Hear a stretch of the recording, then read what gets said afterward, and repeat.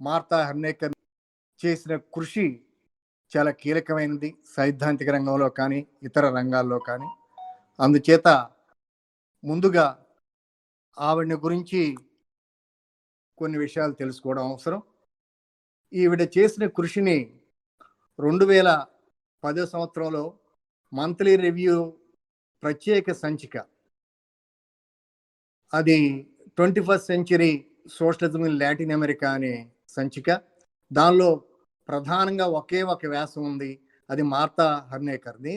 దానికి రాసిన ముందు మాటలో బెల్లమీ ఫోస్టర్ అనేటువంటి అమెరికన్ సామాజికవేత్త, మార్క్సిస్టు మేధావి, ఆవిడ కృషికి ప్రాతినిధ్యం వహించేటువంటి విధంగా ఒక మాట చెప్పారు.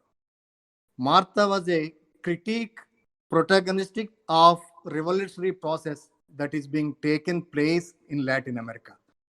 అంటే లాటిన్ అమెరికాలో జరుగుతూ ఉన్నటువంటి విప్లవ క్రమానికి మార్తా హర్నేకరు విమర్శకురాలు. అదే సందర్భంలో ఆ విప్లవ క్రమానికి సంబంధించినటువంటి సమర్థకురాలే కాకుండా ఆ విప్లవ క్రమానికి అవసరమైనటువంటి సైద్ధాంతిక నేపథ్యాన్ని అందిస్తూ ఉన్నటువంటి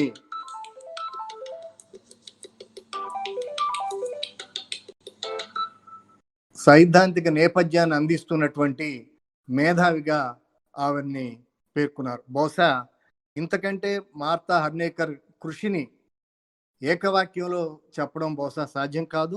అలాంటి మార్తా హర్నేకర్ పుట్టుక రీత్యా వారి తల్లిదండ్రుల నేపథ్యం తీసుకున్నట్లయితే వారి మూలాలు ఆస్ట్రియాలో ఉన్నాయి. ఆ తర్వాత వారు లాటిన్ అమెరికాకు రావడం, అక్కడే లాటిన్ అమెరికాలోని చిలీ దేశంలో ఆవిడ 1937లో జన్మించి లాటిన్ అమెరికాలోని చిలీలో ఉన్నటువంటి కేథలిక్ విశ్వవిద్యాలయం నుండి మనోవైజ్ఞానిక శాస్త్రంలో విద్యను అభ్యసించిన తర్వాత ఉన్నత విద్యకి ఫ్రాన్స్కి వెళ్ళడం, ప్యారిస్లో ఆవిడ ప్రముఖ మార్క్సిస్ట్ తత్వవేత్త లూయి ఆల్థూజర్, అలానే ప్రముఖ తాత్వికుడు పాల్ రికాయర్ వద్ద ఆవిడ తన ఉన్నత విద్యను పూర్తి చేసుకొని తిరిగి చిలీ దేశానికి రావడం, వచ్చిన వెంటనే అక్కడ ఉన్నటువంటి సోషలిస్ట్ పార్టీలో చాలా చురుకైనటువంటి కార్యకర్తగా వ్యవహరిస్తూ అదే సమయంలో చిలీ విశ్వవిద్యాలయంలో సామాజిక శాస్త్రాన్ని, చారిత్రక భౌతికవాదాన్ని, అలానే రాజకీయ అర్థశాస్త్రాన్ని బోధిస్తూ ఉన్నటువంటి వ్యక్తి. ఆ తరుణంలోనే ఆవిడ 32 సంవత్సరాల వయసులో రాసినటువంటి గ్రంథం గురించి ప్రత్యేకించి మనం ఈ సందర్భంగా చెప్పుకోవాల్సి ఉంది. ఆ గ్రంథం బేసిక్ కాన్సెప్ట్స్ ఆఫ్ హిస్టారికల్ మెటలిజం. అది ఇప్పటికీ 70 ముద్రలను పొందింది. ఆవిడ స్పానిష్లో రాసినటువంటి గ్రంథం. మొత్తంగా స్పానిష్ భాషలోను పోర్చుగల్ భాషలో ఈ గ్రంథం ఇప్పటికీ 10 లక్షల పైచిలకు ప్రతులు అమ్ముడుపోయాయంటే బహుశా కాల్పనికేతర సాహిత్య రంగంలో ఒక గ్రంథం అన్ని ప్రతులు అమ్ముడుపోవటం అనేటువంటి దాన్ని చూసినట్లయితే ఆ గ్రంథాన్ని ఆవిడ రాసినటువంటి తీరు ఎంత భిన్నమైంది, ఎంత విశిష్టమైందో అర్థం చేసుకోవడానికి బహుశా ఇది ఒక ఉదాహరణ మాత్రమే. అంటే లాటిన్ అమెరికా మార్క్సిస్ట్ సాంప్రదాయంలో చేగువీరా కంటే భిన్నంగా తనదైన పద్ధతుల్లో ఈ చారిత్రక భౌతికవాదానికి సంబంధించినటువంటి పలు అంశాలని ఆవిడ రాయడానికి చేసిన ప్రయత్న ఫలిత రూపమే ఈ బేసిక్ కాన్సెప్ట్స్ ఆఫ్ హిస్టారికల్ మెటలిజం అనేటువంటి గ్రంథం. అది 7-8 భాషల్లో కూడా అనువాదమైంది. బహుశా కాల్పనికేతర సాహిత్య రంగంలో ఈ గ్రంథానికి ఉన్నటువంటి విశిష్టతను చెప్పడానికి ఇంతకంటే ఎక్కువ వివరాలు చెప్పవలసిన అవసరం లేదని చెప్పి నేను భావిస్తున్నాను. అలానే సోషలిస్ట్ పార్టీలో ఒక పక్క పనిచేస్తూ మరో పక్క చిలీ హాయ్ అనేటువంటి పత్రికను ప్రారంభించి దానికి సంపాదకురాలుగా పనిచేస్తున్న తరుణంలో అక్కడ ఉన్నటువంటి అలెండి ప్రభుత్వాన్ని కూలదొచ్చి పినోచేట్ అనేటువంటి సైనిక నియంత అధికారంలోకి రాగానే ఆ దేశంలో పనిచేసేటువంటి వాతావరణం లేకపోవడంతో ఆవిడ క్యూబాకి ప్రవాసిగా వెళ్ళింది. వెళ్ళిన వెంటనే అక్కడ ఆవిడ ఒక పరిశోధనా కేంద్రం ప్రారంభించి తన రచనా వ్యాసంగం చేయడం మొదలుపెట్టింది. ఆ విధంగా మొదలైనటువంటి ఆవిడ రచనా వ్యాసంగం దాదాపు ఆవిడ మరణించే నాటికి 80 గ్రంథాల రూపంలో ప్రపంచం ముందు నిలిచింది. ఆ 80 గ్రంథాల్లో అన్నింటి గురించి చెప్పుకోలేం కానీ ప్రత్యేకించి ఒక గ్రంథాన్ని ఈరోజు మన చర్చ సందర్భంగా ప్రస్తావించుకోవాల్సిన అవసరం ఉంది. అది 2015లో ఇంగ్లీష్లోకి అనువాదం అయింది. ఇంగ్లీష్లోకి అనువాదం కావడానికి ముందు ఆ గ్రంథానికి ఉన్నటువంటి ప్రత్యేకత రీత్యా దానికి Libertador prize for critical thought అనేటువంటి పురస్కారాన్ని 2013లో ఆవిడకి అందించారు. ఆ గ్రంథమే 2015లో a world to build new paths towards inventory 21st century socialism అన్న పేరుతోటి భారతదేశంలో కూడా వెలువడింది. దాంతోపాటు ఆవిడ ఇతర అనేక గ్రంథాలు కూడా రాసిందని చెప్పి మనం అనుకున్నాం. అయితే ఈ గ్రంథాల నేపథ్యాన్ని మనం చూసినట్లయితే ఆవిడ ఏ దిశగా ఆలోచన చేస్తుందనేటువంటిది మనకి బోధపడుతుంది. ప్రత్యేకించి వామపక్ష ఆలోచనకి సంబంధించి ఉన్నటువంటి 2 ప్రధాన ధోరణుల్లో ఈవిడ ఎంచుకున్నటువంటి ధోరణి చాలా విశాల ప్రాతిపదికగా వర్తమాన తరుణంలో ప్రపంచీకరణకి, పెట్టుబడిదారీ విధానానికి వ్యతిరేకంగా, సామ్రాజ్యవాదానికి వ్యతిరేకంగా జరిగే ఉద్యమాలన్నింటినీ కూడా ఏకత్రాటి మీద ఒక బృహత్తరమైనటువంటి విస్తృతమైనటువంటి వేదిక మీదకి తీసుకురావడం ద్వారా ప్రపంచీకరణ క్రమాన్ని నిలువరించి వెనక్కి నెట్టాలనేటువంటి ఆలోచనతోటి ఆవిడ చేసినటువంటి ఆలోచనని స్థూలంగా మనం హార్డ్ లెఫ్ట్గా పేర్కొంటూ ఉన్నారు. ఈవిడ ఈ ధోరణికి చెందినటువంటి వ్యక్తి. దీనిలో భాగంగా ఆవిడ చాలా విశాల ప్రాతిపదికగా వివిధ ప్రజాశ్రేణులు సామ్రాజ్యవాదానికి, ప్రపంచీకరణకి వ్యతిరేకంగా నడుపుతూ ఉన్నటువంటి ఉద్యమాలులో ముందుకు వస్తూ ఉన్నారు. వారిని కూడా కలుపుకొని విస్తృత ప్రాతిపదికగా విప్లవాన్ని ముందుకు తీసుకువెళ్ళాలని ఆలోచనతోటి ఆవిడ చేసినటువంటి ఆలోచననే స్థూలంగా హార్డ్ లెఫ్ట్గా పేర్కొంటున్నారు. ఆ నేపథ్యంగానే ఆవిడ కృషి సాగింది. దానిలో భాగంగా ఆవిడని ప్రభావితం చేసిన వాళ్ళని తీసుకున్నట్లయితే ప్రత్యేకించి రెగిస్ డెబ్రే రెవల్యూషన్ ఇన్ రెవల్యూషను, అలానే అల్తూజర్ రాసినటువంటి పుస్తకాలు ఆవిడ్ని ప్రధానంగా ప్రభావితం చేశాయి. ఆవిడ ఇటు క్యూబాలో పనిచేస్తున్న తరుణంలోనూ, అంతకుముందు చిలీలో పనిచేసిన తరుణంలోనూ ఆవిడకి పరిచయమైనటువంటి వ్యక్తి మాన్యుయల్ పినెరో. ఆయన క్యూబాలో సాయుధ దళాలకి నాయకత్వం వహిస్తూ రహస్య విభాగంలో పనిచేస్తున్నటువంటి వ్యక్తి. వారి మధ్య పెరిగినటువంటి స్నేహం వివాహానికి దారితీసింది. ఆయన అటు క్యూబాలోను, లాటిన్ అమెరికా ఇతర దేశాల్లోనూ ఈ పోరాటాలకి బాసటగా నిలిచేటువంటి సైనిక కార్యక్రమాలకి అండగా నిలిచినటువంటి వ్యక్తి. వారిని ఆవిడ వివాహం చేసుకుంది. అతను 1998లో ఒక ప్రమాదంలో మరణించారు. ఆ మరణించిన తర్వాత ఆవిడ కెనడాకి చెందినటువంటి మార్క్సిస్టు ఆర్థిక శాస్త్రవేత్త, చాలా విస్తారమైనటువంటి కృషి చేసినటువంటి వ్యక్తి. ప్రత్యేకించి లాటిన్ అమెరికా నేపథ్యంలో మార్క్సిజంని సుసంపన్నం చేయడంలో మార్తా హర్నేకర్ చేసిన కృషితో పాటు ఆవిడ నూతన సహచరుడు మైఖేల్ లెబోవిచ్ చేసినటువంటి కృషిని కూడా ఈ సందర్భంగా మనం గుర్తు చేసుకోవాలి. వీరిద్దరిని కృషిని బహుశా నేను అనుకోవడం లాటిన్ అమెరికా నేపథ్యంగా మార్క్సిస్ట్ సైద్ధాంతిక వారసత్వాన్ని మనం చర్చించే సందర్భంలో విడదీసి చూడలేమేమో అన్నటువంటి విషయాన్ని బహుశా మనం గమనంలో పెట్టుకోవాలి. అలా గమనంలో పెట్టుకొని చూసినప్పుడు ఈవిడ చేసిన సైద్ధాంతిక కృషికి ప్రధానంగా మెక్సికోలో మంచి ఆదరణ ఉంది. అలానే ఆవిడ చేసిన కృషికి ప్రాతినిధ్యంగా ఆవిడ రాసినటువంటి కొన్ని గ్రంథాలను మనం ఇక్కడ పేర్కొనడం అవసరం అనుకుంటున్నాను. ఒకటి 2003లో ఆవిడ రాసినటువంటి ల్యాండ్లెస్ పీపుల్ బిల్డింగ్ ఏ సోషల్ మూమెంట్, ఇది 2003లో రాసినటువంటి రచన.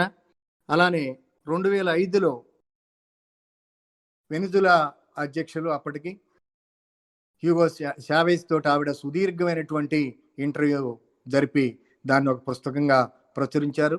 అది 2005లో వచ్చింది. ఆ తర్వాత 2007లో రీబిల్డింగ్ లెఫ్ట్ అన్నటువంటి గ్రంథాన్ని ఆవిడ రాశారు. ఇది 2010లో మన తెలుగునాట వామపక్షం నూతన ప్రపంచం అనే పేరుతోటి మల్లేపల్లి లక్ష్మయ్య గారు అనువదించారు. తిరిగి ఇది 2019లో ప్రజాశక్తి వారు మళ్ళా పునర్ముద్రణ చేశారు. అలానే ఆవిడ 2010లో రాసినటువంటి ఒక దీర్ఘమైనటువంటి వ్యాసం, అది Latin America and 21st century socialism, inventing to avoid mistakes. Latin America నేపథ్యంగా 21వ శతాబ్దపు సోషలిజం ఏ విధంగా నిర్మితం అవుతూ వస్తుంది, దాని లక్ష్యం ఏమిటంటే గతంలో 20వ శతాబ్దంలో సోషలిజం నిర్మాణంలో జరిగినటువంటి సమస్యలని అధిగమించి లేక పొరపాట్లు అధిగమించి చేయవలసిన ప్రయత్నంగా చెప్పేందుకు 21వ శతాబ్దంలో లాటిన్ అమెరికా నేపథ్యంగా నిర్మితమవుతూ వస్తున్నటువంటి సోషలిస్టు ప్రయోగాన్ని 21వ శతాబ్దం సోషలిస్టు ప్రయోగంగా పేర్కొంటూ ఆవిడ చాలా సుదీర్ఘమైనటువంటి వ్యాసం 2010లో మంత్లీ రివ్యూ ప్రత్యేక సంచికలో రాశారు. 2015 ఆవిడ రాసినటువంటి మరొక గ్రంథం a world to build new paths towards 21st century socialism, నిర్మించవలసినటువంటి నూతన ప్రపంచం 21వ శతాబ్దపు సోషలిజం దిశగా నూతన మార్గాలు అనే అంశం తోటి ఈ గ్రంథాన్ని ఆవిడ 2015లో రాశారు. తర్వాత ఆవిడ planning from below A decentralised participatory proposal అనేటువంటి గ్రంథాన్ని మరొక రచయితతోటి కలిసి రాశారు. అది 2019లో ముద్రితమైంది. ఇది స్థూలంగా ఆవిడ చేసినటువంటి సైద్ధాంతిక కృషి, కొంతమేరకు ఆంగ్లంలో వచ్చినటువంటి దాన్ని ఆధారం చేసుకొని ఆవిడ ఆలోచన క్రమం లాటిన్ అమెరికాలో వస్తున్నటువంటి పరిణామాల నేపథ్యంగా మార్క్సిస్టు పరిధిలో ఏ విధంగా అభివృద్ధి చెందుతూ వస్తుందో తెలుసుకోవాలనేటువంటి వారందరికీ కూడా అవసరమైనటువంటి పుస్తక నేపథ్యం ఇది. దీంతో పాటు ఈ సందర్భంగా పేర్కోవాల్సింది 1999, 2000 నుండి ఆవిడతో కలిసి సైద్ధాంతిక కృషి చేస్తూ లాటిన్ అమెరికా నేపథ్యంగా ప్రత్యేకించి కృషి చేస్తూ వస్తున్నటువంటి రాజకీయ ఆర్థిక శాస్త్రవేత్త మైకేల్ లెబోవిచ్ ఆవిడ సహచరుడు. వీరిద్దరూ కలిసి చేసిన కృషిని మనం ఈ సందర్భంగా గుర్తుపెట్టుకోవాలంటే ప్రత్యేకించి ఈయన చేసిన కృషి ఒక గ్రంథాన్ని ఇక్కడ చెప్పుకోవాలి. అది the contradictions of real socialism, the conductor and the conducted. ఇది 2012లో ముద్రితమైనటువంటి గ్రంథం. ఈ గ్రంథానికి ఉన్నటువంటి ప్రత్యేకత ఏమిటంటే 20వ శతాబ్దపు సోషలిజం నిర్మాణంలో జరిగినటువంటి ఇబ్బందులు ఏమిటి, దాని మూలంగా వచ్చిన వైఫల్యాలు ఏమిటి, ఆ వైఫల్యాలని ఏ విధంగా 21వ శతాబ్దంలో లాటిన్ అమెరికా నేపథ్యంగా వెనిజులా మొదలు ఇతర దేశాల్లో సోషలిస్ట్ ప్రభుత్వాలు ఏర్పడిన చోట జరుగుతున్న ప్రయోగాలలో భాగంగా అలాంటి తప్పిదాలు తిరిగి దొరలకుండా ఏ విధమైనటువంటి జాగ్రత్తలు తీసుకోవాలో చెప్తూ ఆయన రాసినటువంటి ఒక ప్రత్యేకమైనటువంటి గ్రంథం. కనుక ఈ గ్రంథాన్ని మార్తా హనేకర్ చేసినటువంటి సైద్ధాంతిక కృషిని కలిపి మనం చూడవలసిన అవసరం ఉంది. దాంతోపాటు ఆయన రాసిన మరో కొన్ని ముఖ్యమైనటువంటి గ్రంథాలు కూడా బహుశా లాటిన్ అమెరికా నేపథ్యంగా మార్తా హనేకర్ లాంటి వారు అభివృద్ధి చేసినటువంటి లేక మార్క్స్ దాన్ని సుసంపన్నం చేసినటువంటి తీరును అర్థం చేసుకునే క్రమంలో ఆయన గ్రంథాలని మనం గుర్తుపెట్టుకోవాల్సి ఉంది. ఒకటి build it now socialism for 21st century అనేటువంటి గ్రంథాన్ని మైకేల్ లెబోవిచ్ 2006లో రాశారు.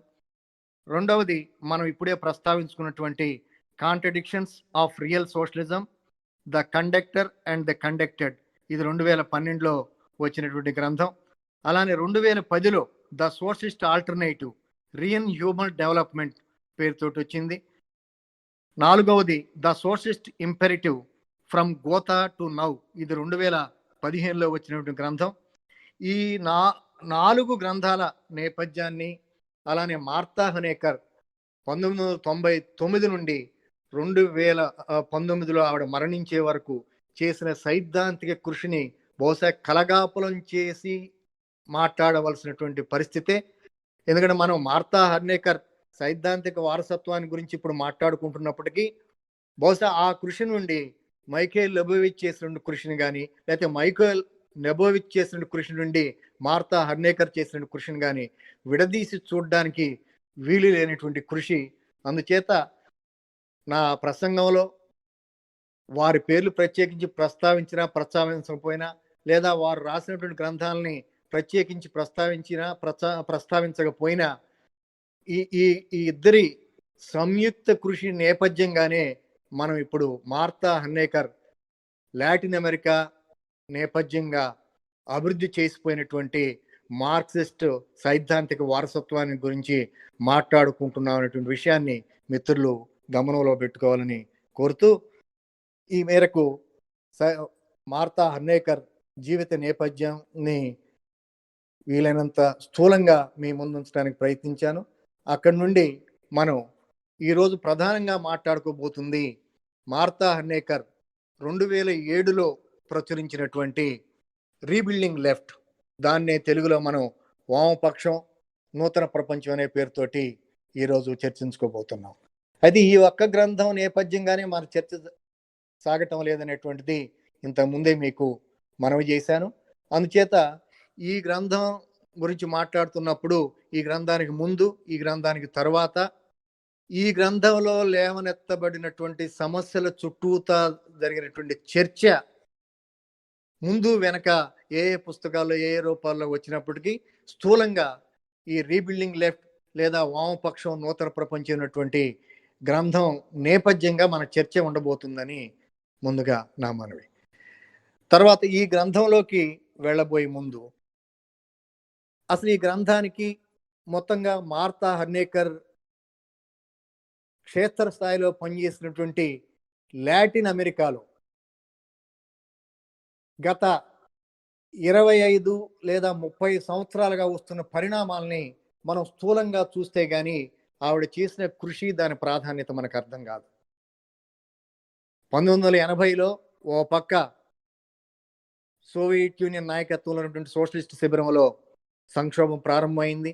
అది 81లో పోలాండ్లో వాలసా నాయకత్వంలో వచ్చినటువంటి కార్మిక వర్గ ఉద్యమంతో మొగ్గదొడిగి 1989లో బెర్లిన్ గోడ కూలడంతో ఇతర తూర్పు యూరప్ సోషలిస్ట్ దేశాల్లోని ప్రభుత్వాలు ఒకదాని తర్వాత ఒకటి పేకమేళలా కూడిపోయిన పరిణామాలు మనకు తెలుసు.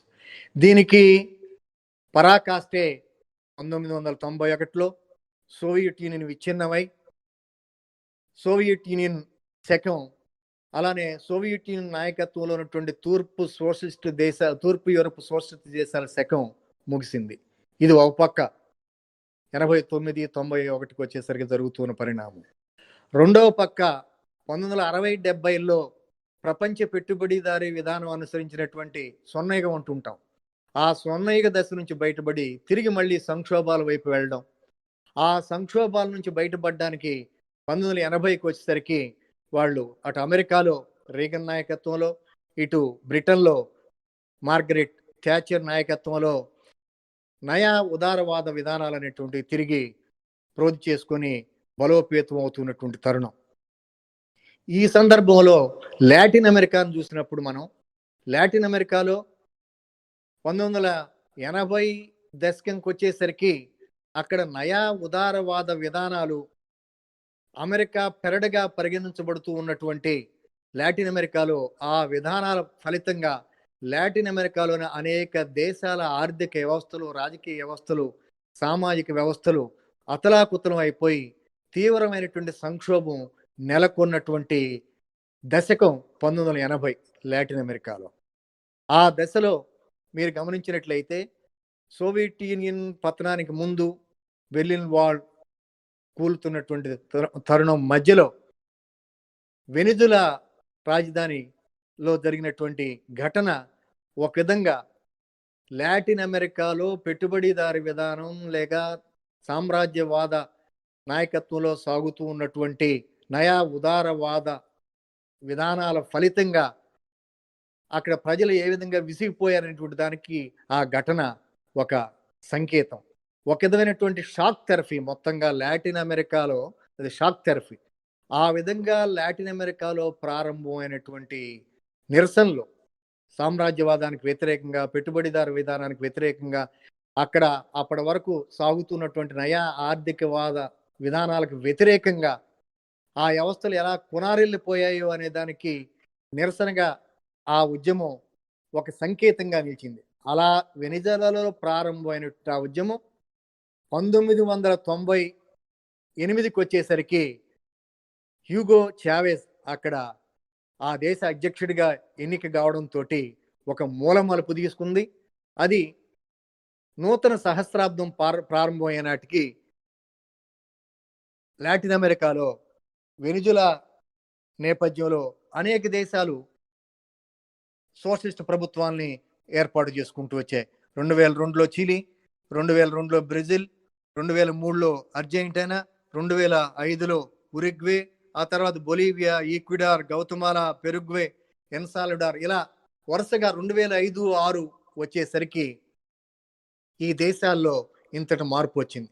ఈ మార్పు నేపథ్యాన్ని ఒకసారి కానీ మనం 80లకు వెళ్ళి చూస్తే ఒక దశలో క్యూబా అధ్యక్షుడు ఫెడరల్ కాస్ట్రో, బహుశా నాకు గుర్తున్నది కరెక్ట్ అయితే 1983లో మన దేశంలో నాల్ ఎనైల్మెంట్ సమ్మిట్ జరిగినప్పుడు ఆ సమ్మిట్కి వచ్చి లాటిన్ అమెరికా దేశాలు తమ దయనీయమైనటువంటి స్థితి నుంచి బయటపడాలంటే ప్రపంచ బ్యాంకు ఇలాంటి సంస్థలకన్నిటికీ అప్పులు ఎక్కగొట్టడం తప్ప మరొక మార్గం లేదని చెప్పి ప్రకటన చేసిన సందర్భం నాకు ఇంకా గుర్తుంది. ఆ నేపథ్యం 89లో వెనిజులాలో జరిగినటువంటి ఉద్యమం తిరిగి 98కి వచ్చేసరికి ఆ ఉద్యమం వెనిజులాలో హ్యూగో చావెజ్ నాయకత్వంలో నూతన ప్రభుత్వం ఏర్పడడం, సహస్రాబ్దం మార్పిడి సందర్భంలో జరిగిన పరిణామాలను ఇంతకుముందు మనం అనుకున్నాం. ఇది మూడవ పక్కన మనకు కనిపిస్తూ ఉంది. ఓ పక్క పెట్టుబడిదారి విధానం సంక్షోభం, నూతన సహస్రాబ్దం మొదటికి వచ్చేసరికి మనకి తూర్పు ఆసియా దేశాల్లో టైగర్ ఎకానమీస్గా భావించబడినటువంటి దేశాల్లో ఒకదాని తర్వాత ఒకటి నయా ఉదారవాద విధానాన్ని అనుసరించినటువంటి ఆర్థిక వ్యవస్థలని కూడా ఒకదాని తర్వాత ఒకటి సంక్షోభం పాలై కుప్పగూలిపోతూ ఉన్నటువంటి తరుణం. సో మొత్తం ఈ మూడు ప్రవాహాలు మనం చూసినట్లయితే నయా ఉదార విధానాలు అనేవి లాటిన్ అమెరికాలో విఫలం చెందటం, అక్కడ రాజకీయ వ్యవస్థలు, సామాజిక వ్యవస్థలు, సాంస్కృతిక వ్యవస్థలన్నీ కూడా అతలాకుతలమై సంక్షోభ బారిన పడ్డం ఒకటి. రెండవది దానికి భిన్నంగా అప్పటి వరకు సాగినటువంటి సోషలిస్ట్ ప్రపంచం లేక సోషలిస్ట్ శిబిరం కూలిపోవడం. మనం చూస్తే 2008లో ప్రపంచంలో వచ్చినటువంటి, ప్రత్యేకించి పెట్టుబడిదారీ ప్రపంచంలో వచ్చినటువంటి ఆర్థిక మాంద్యం. సో స్థూలంగా ఈ నేపథ్యం తీసుకొని చూసినప్పుడు లాటిన్ అమెరికాలో గత 22 సంవత్సరాలు అంటే చావెజ్ నాయకత్వంలో వెనిజులాలో వచ్చినటువంటి మార్పుని కేంద్రంగా చేసుకొని చూసినట్లయితే ఈ 22 సంవత్సరాలుగా జరుగుతున్న పరిణామాల నేపథ్యంగా చూసినప్పుడు మనకి మార్తా హన్నేకర్ 1999 నుండి 2019లో ఆవిడ మరణించేంత వరకు నిండు 2 దశాబ్దాల పాటు ఆవిడ చేసినటువంటి సైద్ధాంతిక కృషి లాటిన్ అమెరికాలో జరుగుతున్న ఈ పరిణామాలలో నేపథ్యంగా చేసిన కృషిగా మనం అర్థం చేసుకోవాల్సి ఉంటుంది. ఈ పరిణామాలకి ఆవిడ కృషికి అవినాభావమైన సంబంధం ఉంది. ఆ అవినాభావ సంబంధం అనేటువంటిది ఏ విధంగా ఉందంటే, ఒకటి మార్క్స్ వదిలిపెట్టిపోయినటువంటి సైద్ధాంతిక వారసత్వం. 2 20వ శతాబ్దంలో సోవియట్ యూనియన్లోనూ ఇతర సోషలిస్ట్ దేశాల్లో జరిగిన ప్రయోగాలు, వాటి వైఫల్యాలు, వాటి బలహీనతలు, వాటిని అధిగమించవలసిన అవసరం అనేటువంటిది రెండవ పాఠంగా మార్తా హన్నేకర్ లాంటి వారి నేపథ్యంలో నిలిచి ఉన్నటువంటిది. మూడవది 21వ శతాబ్దంలో సోషలిజం అంటూ నిర్మాణం జరిగితే ఏ పద్ధతిలో జరగాలి, ఏ పద్ధతిలో జరగాలి, ఆ సోషలిజాన్ని మనం పునర్నిర్మించుకోవడం అని చెప్పి వాళ్ళు పదే పదే అంటూ ఉండేవారు. పునర్నిర్మాణము అనేటువంటిది గతంలో జరిగినటువంటి సోషలిస్ట్ ప్రయోగాలను తిరిగి నిర్మించడం అయితే దాన్ని పునర్నిర్మాణం అనడమో లేదా నూతన ఆవిష్కరణ అనడమో అనాల్సిన అవసరం లేదు. కానీ తద్భిన్నంగా దానిలో వైఫల్యాలు, దానిలో సమస్యలకి అతీతంగా 21వ శతాబ్దంలో లాటిన్ అమెరికా నేపథ్యంగా సాగుతున్నటువంటి ఈ ప్రయోగాలు ఉండాలి అంటే దానికి కొత్త వారసత్వం కావాలి. ఆ కొత్త వారసత్వం సైద్ధాంతికంగా మార్తా హర్నేకర్ లాంటి వారు ఎవరి నుంచి తీసుకున్నారంటే కొంత లూయి ఆల్తూజర్, ఫ్రెంచ్ మార్క్సిస్ట్ తత్వవేత్త, అలానే హంగరీకి చెందినటువంటి మరొక మార్క్సిస్ట్ తత్వవేత్త ఇస్వాన్ మెస్జెరోస్. అతను అందించినటువంటి సైద్ధాంతిక వారసత్వం బహుశా లాటిన్ అమెరికాలో చాలా కీలకమైనటువంటి పాత్ర నిర్వహించింది. ఆ ప్రభావానికి లోనైనటువంటి వాళ్ళలో ప్రముఖంగా మనం పేర్కొనవలసినటువంటి దేశాధ్యక్షుడు హ్యూగో చావెజ్. ఇతను ప్రత్యేకించి మెస్జెరోస్ని అధ్యయనం చేసినటువంటి సందర్భాలు అనేకమైనటువంటి ఉన్నాయి. అలానే దీంతో పాటు లాటిన్ అమెరికా నేపథ్యంగా జరుగుతున్న రాజకీయ పరిణామాలను కేంద్రంగా చేసుకొని గతంలో మూసబోసిన పద్ధతుల్లో సోవియట్ యూనియన్ దగ్గర ప్రారంభమై ఇతర సోషలిస్ట్ యూరప్ దేశాలలో జరిగిన ప్రయోగాలు, మూసబోసిన పద్ధతుల్లో వారు అక్కడ మార్క్సిజాన్ని అన్వయించి ప్రయోగాలు చేయడానికి ప్రయత్నించారు. తద్భిన్నంగా 21వ శతాబ్దంలో లాటిన్ అమెరికాలో జరుగుతున్నటువంటి సోషలిస్టు ప్రయోగంలో మనం చేయవలసిన మార్పులు, చేర్పులు లేకపోతే సృజన అంచేతనే లాటిన్ అమెరికాలో జరిగినటువంటి మార్క్సిస్టు సిద్ధాంత అవగాహనని చెప్పడానికి వాళ్ళు ఇది 20వ శతాబ్దంలో జరిగినటువంటి సోషలిస్టు ప్రయోగాల యొక్క కార్బన్ కాపీ కాదు, ఇది ఈరోచితమైనటువంటి సృజనతోటి సాగుతూ ఉన్నటువంటి నూతన ప్రయత్నము. ఈ ప్రయత్నాన్ని 2005 ఫిబ్రవరిలో చావెజ్ మాట్లాడుతూ తాము చేస్తున్న ప్రయోగాలు, దానికి నేపథ్యంగా నుండి సైద్ధాంతిక కృషిని, ఫలితంగా అక్కడ జరుగుతున్న ప్రయోగాలు ఏ దిశగా సాగబోతున్నాయంటే 20వ శతాబ్దంలోని సోషలిస్టు ప్రయోగాలకి భిన్నంగా ఆ వైఫల్యాలకి అధిగమిస్తూ ముందుకు సాగాల్సినటువంటి ప్రయత్నం కాబట్టి తమ ప్రయత్నాన్ని ఆయన 21వ శతాబ్దపు సోషలిస్టు ప్రయత్నంగా పేర్కొన్నాడు. అక్కడ నుండి ఈ 21వ శతాబ్దం సోషలిజం అనేటువంటిది ఒక ప్రత్యేకతని, ఒక విశిష్టతని సంతరించుకుంది.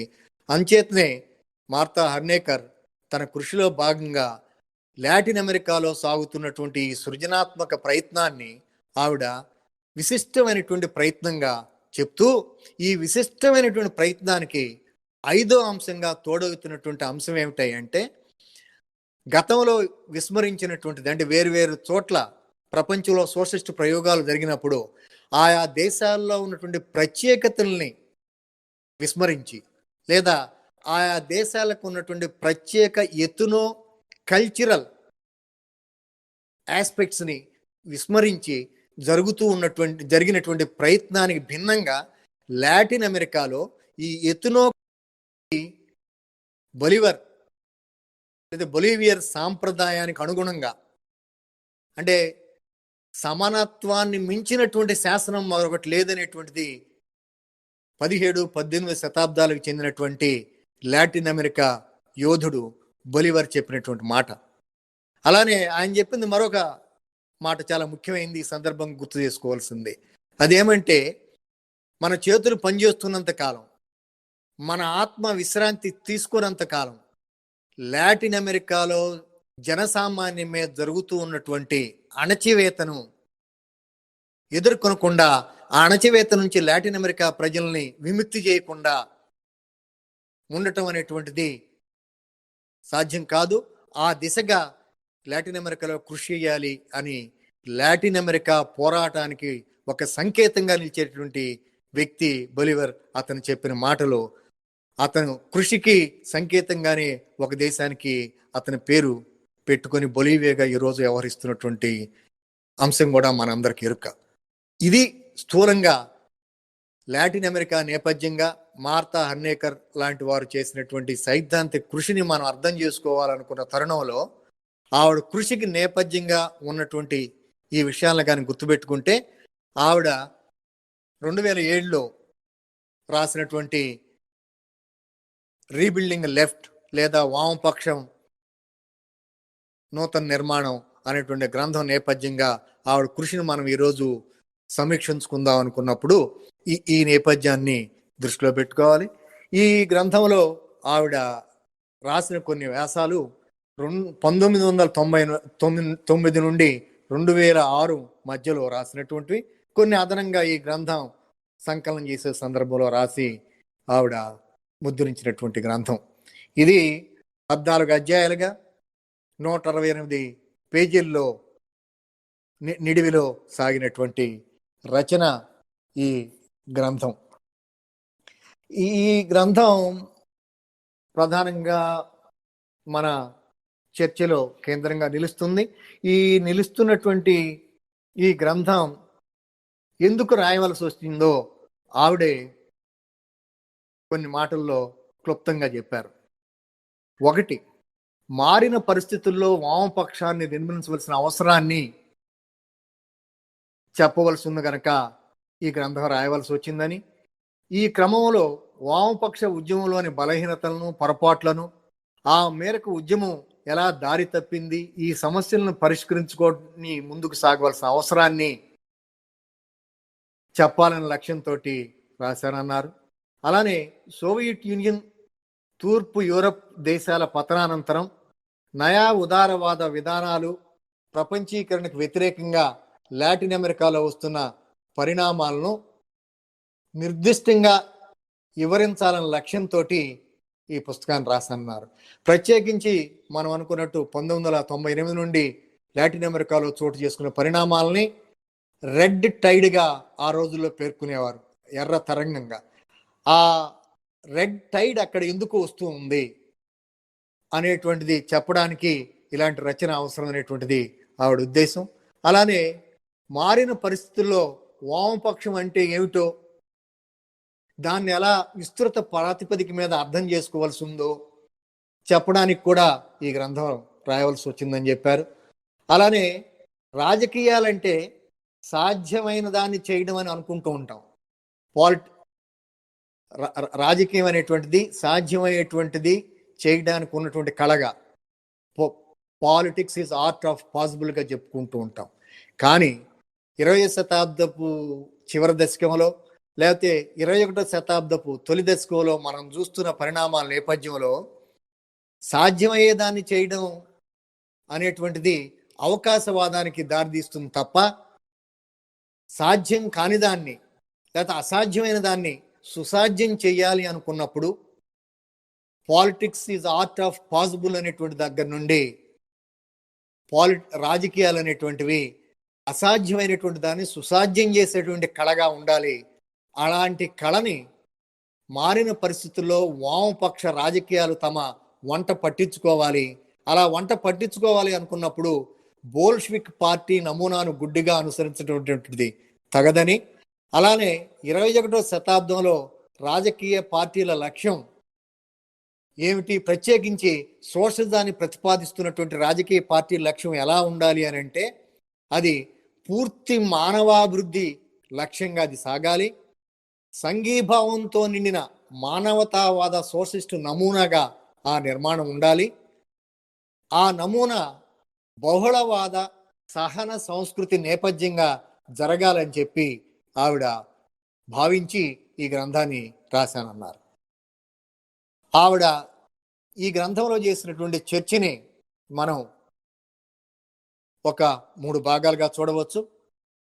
దానిలో మొదటి భాగం, మరి 21వ శతాబ్దంలో లాటిన్ అమెరికా నేపథ్యంగా జరుగుతున్న పరిణామాల క్రమంలో అక్కడ సోషలిజాన్ని నిర్మించాలి అని అంటే ఇప్పటి వరకు సోషలిస్ట్ సిద్ధాంతంలో మనం చూస్తూ ఉన్నటువంటి సంక్షోభం ఏమిటి? 20వ శతాబ్దంలో జరిగిన ప్రయోగాల ఫలితంగా, అక్కడ జరిగినటువంటి వైఫల్యాల మూలంగా, లేకపోతే ఆ ప్రయోగాల్లో ఉన్నటువంటి పరిమితుల మూలంగా లాటిన్ అమెరికాలో మార్క్సిస్టు సైద్ధాంతిక వారసత్వం ఏ విధమైనటువంటి సంక్షోభానికి లోనైంది అని ప్రశ్న వేసుకొని ఆవిడంటారు, లాటిన్ అమెరికాలో వామపక్షం తనదైన ఆలోచన స్రవంతిని ఏర్పరచుకోలేదు. అక్కడ ఉన్నది ఆధారిత పెట్టుబడిదారి విధానం, అంటే డిపెండెంట్ క్యాపిటలిజం అయినప్పుడు దానిని భూస్వామ్య విధానంగా భావించి పోరాట రూపాలను అప్పటి వరకు రూపొందించుకుంటూ వచ్చారు.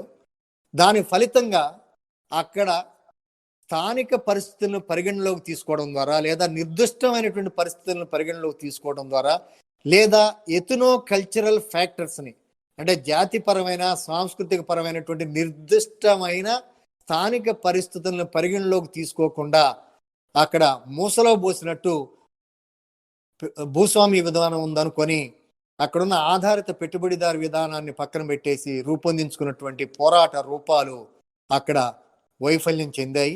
ఆ నేపథ్యంగా ఉన్నటువంటి సైద్ధాంతిక రూపం కూడా సంక్షోభాన్ని ఎదుర్కోవాల్సినటువంటి పరిస్థితి అక్కడ లాటిన్ అమెరికాలో కనపడుతుంది. కానీ దాని నుంచి బయటపడడానికి 20వ శతాబ్దంలో ప్రయత్నం అంతగా జరగలేదు. అలానే 20వ శతాబ్దము చివరి పాదం, అంటే 1970 నుండి వస్తున్న పరిణామాలని, ప్రత్యేకించి శాస్త్ర సాంకేతిక రంగాల్లో వస్తున్న పరిణామాలని తీసుకొని చూసినట్లయితే, ఉదాహరణకు డిజిటల్ యంత్రాలు, రోబోలు, ఆటోమేషను, ఇలాంటివన్నీ కూడా ఉత్పత్తి విధానంలో, అంటే పెట్టుబడిదారీ ఉత్పత్తి విధానం సాగుతున్నటువంటి దేశాల్లో తీసుకొచ్చినటువంటి మార్పులేవి, ఆ మార్పుల ఫలితంగా మార్క్సిజం ఈ బోల్షివిక్ నమూనా అనేటువంటిది అనుసరించడం మూలాన దాన్ని కూడా ఏ విధంగానూ ప్రత్యేకమైన సృజనాత్మక కృషిని ఆధారంగా కాకుండా, మూడవ ఇంటర్నేషనల్ ఏం చెప్పింది, దాని సూచనలు అనుసరించి ఇక్కడ జరిగిన ప్రయత్నాల మూలంగా 20వ శతాబ్దంలో జరిగిన సోషలిస్ట్ ప్రయోగాల్లో అనేకమైనటువంటి సమస్యలు మనకు కనిపిస్తున్నాయి. ఒకటి, పార్టీని కార్మిక వర్గ పార్టీగా పేర్కొనడం. రెండవది, అదొక్కటే విప్లవకర వర్గం అనుకోవటం. ప్రతి పార్టీని కమ్యూనిస్ట్ పార్టీ అని పిలవడం. అలానే మతాన్ని మత్తుమంది అని చెప్పడం. ఇవన్నీ కూడా లాటిన్ అమెరికా నేపథ్యంగా చూసినప్పుడు, లాటిన్ అమెరికాలో ఉన్నటువంటి క్యాథలిక్ మతం అనేటువంటిది లిబరేషన్ థియాలజీ లాంటి ఒక జాతీయమైన లేదా ఒక విప్లవకరమైనటువంటి పాత్ర నిర్వహిస్తున్న తరుణంలో ఈ బోల్షివిక్ నిర్మాణాన్ని అనుసరించి లాటిన్ అమెరికా దేశాల్లో అలాంటి ప్రయోగాలు చేయటం అనేటువంటిది, లేకపోతే దాన్ని అనుసరించడం అనేటువంటిది మార్క్సిజాన్ని ఇక్కడ సృజనాత్మకంగా అన్వయించినట్టు కాకుండా చాలా యాంత్రికంగా అన్వయించినట్లు అవుతుంది అనేటువంటి విషయాన్ని చూస్తే ఇక్కడ వచ్చినటువంటి సైద్ధాంతిక సంక్షోభానికి మనకి కారణం కొంత అర్థమవుతుంది. అలానే రాజ్యాధికారాన్ని కూలగొట్టడమే విప్లవం అనుకోవడం, సాంస్కృతిక అంశాలని పరిగణలోకి తీసుకోకపోవడం అనేటువంటిది కూడా ఈ 20వ శతాబ్దపు ప్రయోగాల మూలంగా లాటిన్ అమెరికాలో యాంత్రికంగా అనుకరించడం వలన వచ్చినటువంటి ఇబ్బందులు ఫలితంగా ఇక్కడ మనం సైద్ధాంతిక సంక్షోభాన్ని ఎదుర్కోవలసి వచ్చింది. ప్రత్యేకించి కార్మిక వర్గ పార్టీ నిర్మాణంలో కార్మిక వర్గానికి కేవలం ట్రేడ్ యూనియన్ చైతన్యమే ఉంటుంది, లేదా వారి హక్కుల గురించి మాట్లాడే చైతన్యం ఉంటుంది. వారికి వర్గ చైతన్యం అయినా లేదా సోషల్ చైతన్యం అయినా బయట నుండి అందించాలి అనేటువంటి కార్ల్ కార్ట్స్కి చేసినటువంటి సూత్రీకరణని Lenin what is to be డన్లో ఏ విధంగా చొప్పించారు, లేకపోతే టాట్స్కి దానికి చేసిన వ్యాఖ్యానం ఏమిటి, లెనిన్ చేసిన వ్యాఖ్యానం ఏమిటి, తర్వాత కాలంలో వచ్చిన మార్పులు ఏమిటి అనేది పక్కన పెట్టినట్టయితే దీని ఫలితంగా కార్మిక వర్గానికి చైతన్యాన్ని బయట నుండి అందించడం అనేది, అంటే ఇక్కడ వర్గ చైతన్యాన్ని సోషలిస్ట్ చైతన్యాన్ని ఒకే ఘాటను కట్టేసి సోషలిస్ట్ చైతన్యాన్ని కార్మిక వర్గానికి బయట నుండి ఎవరో అందిస్తారు అనేటువంటి సూత్రీకరణ ఫలితంగా, లేకపోతే దానిని ఆచరణలో పెట్టడం ఫలితంగా, లేదా కమ్యూనిస్ట్ పార్టీలని మోసబోసినట్లు ప్రపంచవ్యాప్తంగా ఒకే పద్ధతిలో లెనినిస్ట్ తరహా పద్ధతిలో నిర్మించడం మూలంగా అనేకమైనటువంటి ఇబ్బందులు వచ్చాయి. దానిని కూడా మనం దృష్టిలో పెట్టుకొని చూసినట్లయితే లాటిన్ అమెరికా నేపథ్యంగా జరగవలసినటువంటి సృజనాత్మక కృషిలో, లేదా 21వ శతాబ్దపు సోషలిస్ట్ నిర్మాణంలో జరగవలసిన సృజనాత్మక కృషిని మనం దృష్టిలో పెట్టుకొని చూసినప్పుడు దీనిని కూడా మనం అధిగమించవలసినటువంటి అవసరం ఉందనేటువంటిది ఆవిడ సైద్ధాంతిక సంక్షోభానికి సంబంధించి లాటిన్ అమెరికాలో వస్తున్న పరిణామాల నేపథ్యంలో ఈ అంశాన్ని ఆవిడ చాలా లోతుగా ఆవిడ పుస్తకంలో చర్చించారు. అలానే ఇందుకు పరిష్కారం ఏమిటి అని దగ్గరకు వచ్చినప్పుడు ఆవిడ చేసిన కృషిని సందర్భంగా చాలా క్లుప్తంగా పేర్కొందాం. ఒకటి, ఒకే సంకల్పంతో పెట్టుబడిదారీ విధానానికి వ్యతిరేకంగా, లేదా సామ్రాజ్యవాద విధానానికి వ్యతిరేకంగా, లేదా వర్తమాన తరుణంలో సాగుతున్నటువంటి ప్రపంచీకరణకు వ్యతిరేకంగా ప్రజారాసులని రాజకీయంగా సమీకృతం చేయడము, ఇందుకు ఒక నూతన రాజకీయ వేదిక కావాలి అనేటువంటిది ఆవిడ చెప్పదలుచుకున్నటువంటి విషయం. అంటే ఈ నూతన రాజకీయ వేదిక అనేటువంటిది ఆవిడ చెప్తుందంటే దీని అర్థం ఏమిటి? గతంలో ఉన్నటువంటి మార్క్సిస్టు లేక కమ్యూనిస్ట్ పార్టీలని పక్కన పెట్టడమా, లేకపోతే మార్క్స్ వదిలిపెట్టిపోయినటువంటి సాంప్రదాయాన్ని, లేకపోతే లెనిన్ లాంటి వారి కృషిలో ఉన్నటువంటి వారసత్వాన్ని తెగనాడడమా, లేకపోతే తూలనాడడమా అంటే అది ఏమాత్రం కాదు. ఈ వారసత్వాల ఆధారంగా 20వ శతాబ్దంలో జరిగిన ప్రయోగాల ఫలితంగా వచ్చిన వైఫల్యాలని తిరిగి మరి పునరావృతం కాకుండా ఉండాలి, తిరిగి అవి అలాంటి తప్పిదాలు జరగకుండా ఉండాలి అంటే మనం కొత్త ప్రయత్నం చేయాలి. ఆ క్రమంలోనే ఆవిడ వామపక్షాన్ని రెండిటిగా విభజించి చూశారు. ఏమిటి? ఒకటి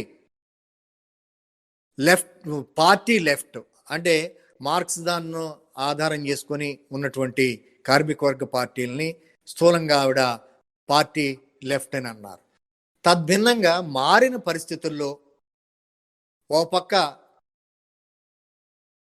20వ శతాబ్దం సోషలిస్ట్ ప్రయోగం నేపథ్యంగా ఉన్నటువంటి సోషలిస్ట్ శిబిరం అంతరించినటువంటి తరుణంలో పెట్టుబడిదారీ ప్రపంచానికి నాయకత్వం వహిస్తున్న అమెరికా నేపథ్యంలో ప్రపంచీకరణ ఏకధ్రువ ప్రపంచం వైపు సాగుతున్న తరుణంలో ఆ ఏకధ్రువ ప్రపంచంగా అమెరికా నాయకత్వంలో సాగుతున్నటువంటి పెట్టుబడిదారీ విధానాలు లేదా సామ్రాజ్యవాద విధానాలు గత 20-25 ఏళ్లుగా వస్తున్న పరిణామాల మూలంగా ఎంత బలహీనపడుతూ వస్తున్నప్పటికీ, అలానే బహుళజాతి సంస్థలకు అమెరికా ఈరోజు ఏకైక కేంద్రం కాకపోయినప్పటికీ ఆ సంస్థలు అటు యూరప్లోనూ ఇటు జపాన్ లాంటి దేశాల్లో కేంద్రీకృతం అవుతూ ఉన్నప్పటికీ, అలానే గత 40-45 ఏళ్లుగా అమెరికా ప్రాభవం తగ్గుతూ వస్తూ ఉన్నప్పటికీ ఇప్పటికీ కూడా అమెరికా నాయకత్వంలో ఉన్నటువంటి సామ్రాజ్యవాద శిబిరము ఏకదవ ప్రపంచంగా ఉంటూ ప్రపంచం మీద తన ప్రాబల్యాన్ని నెరపుతూనే ఉంది.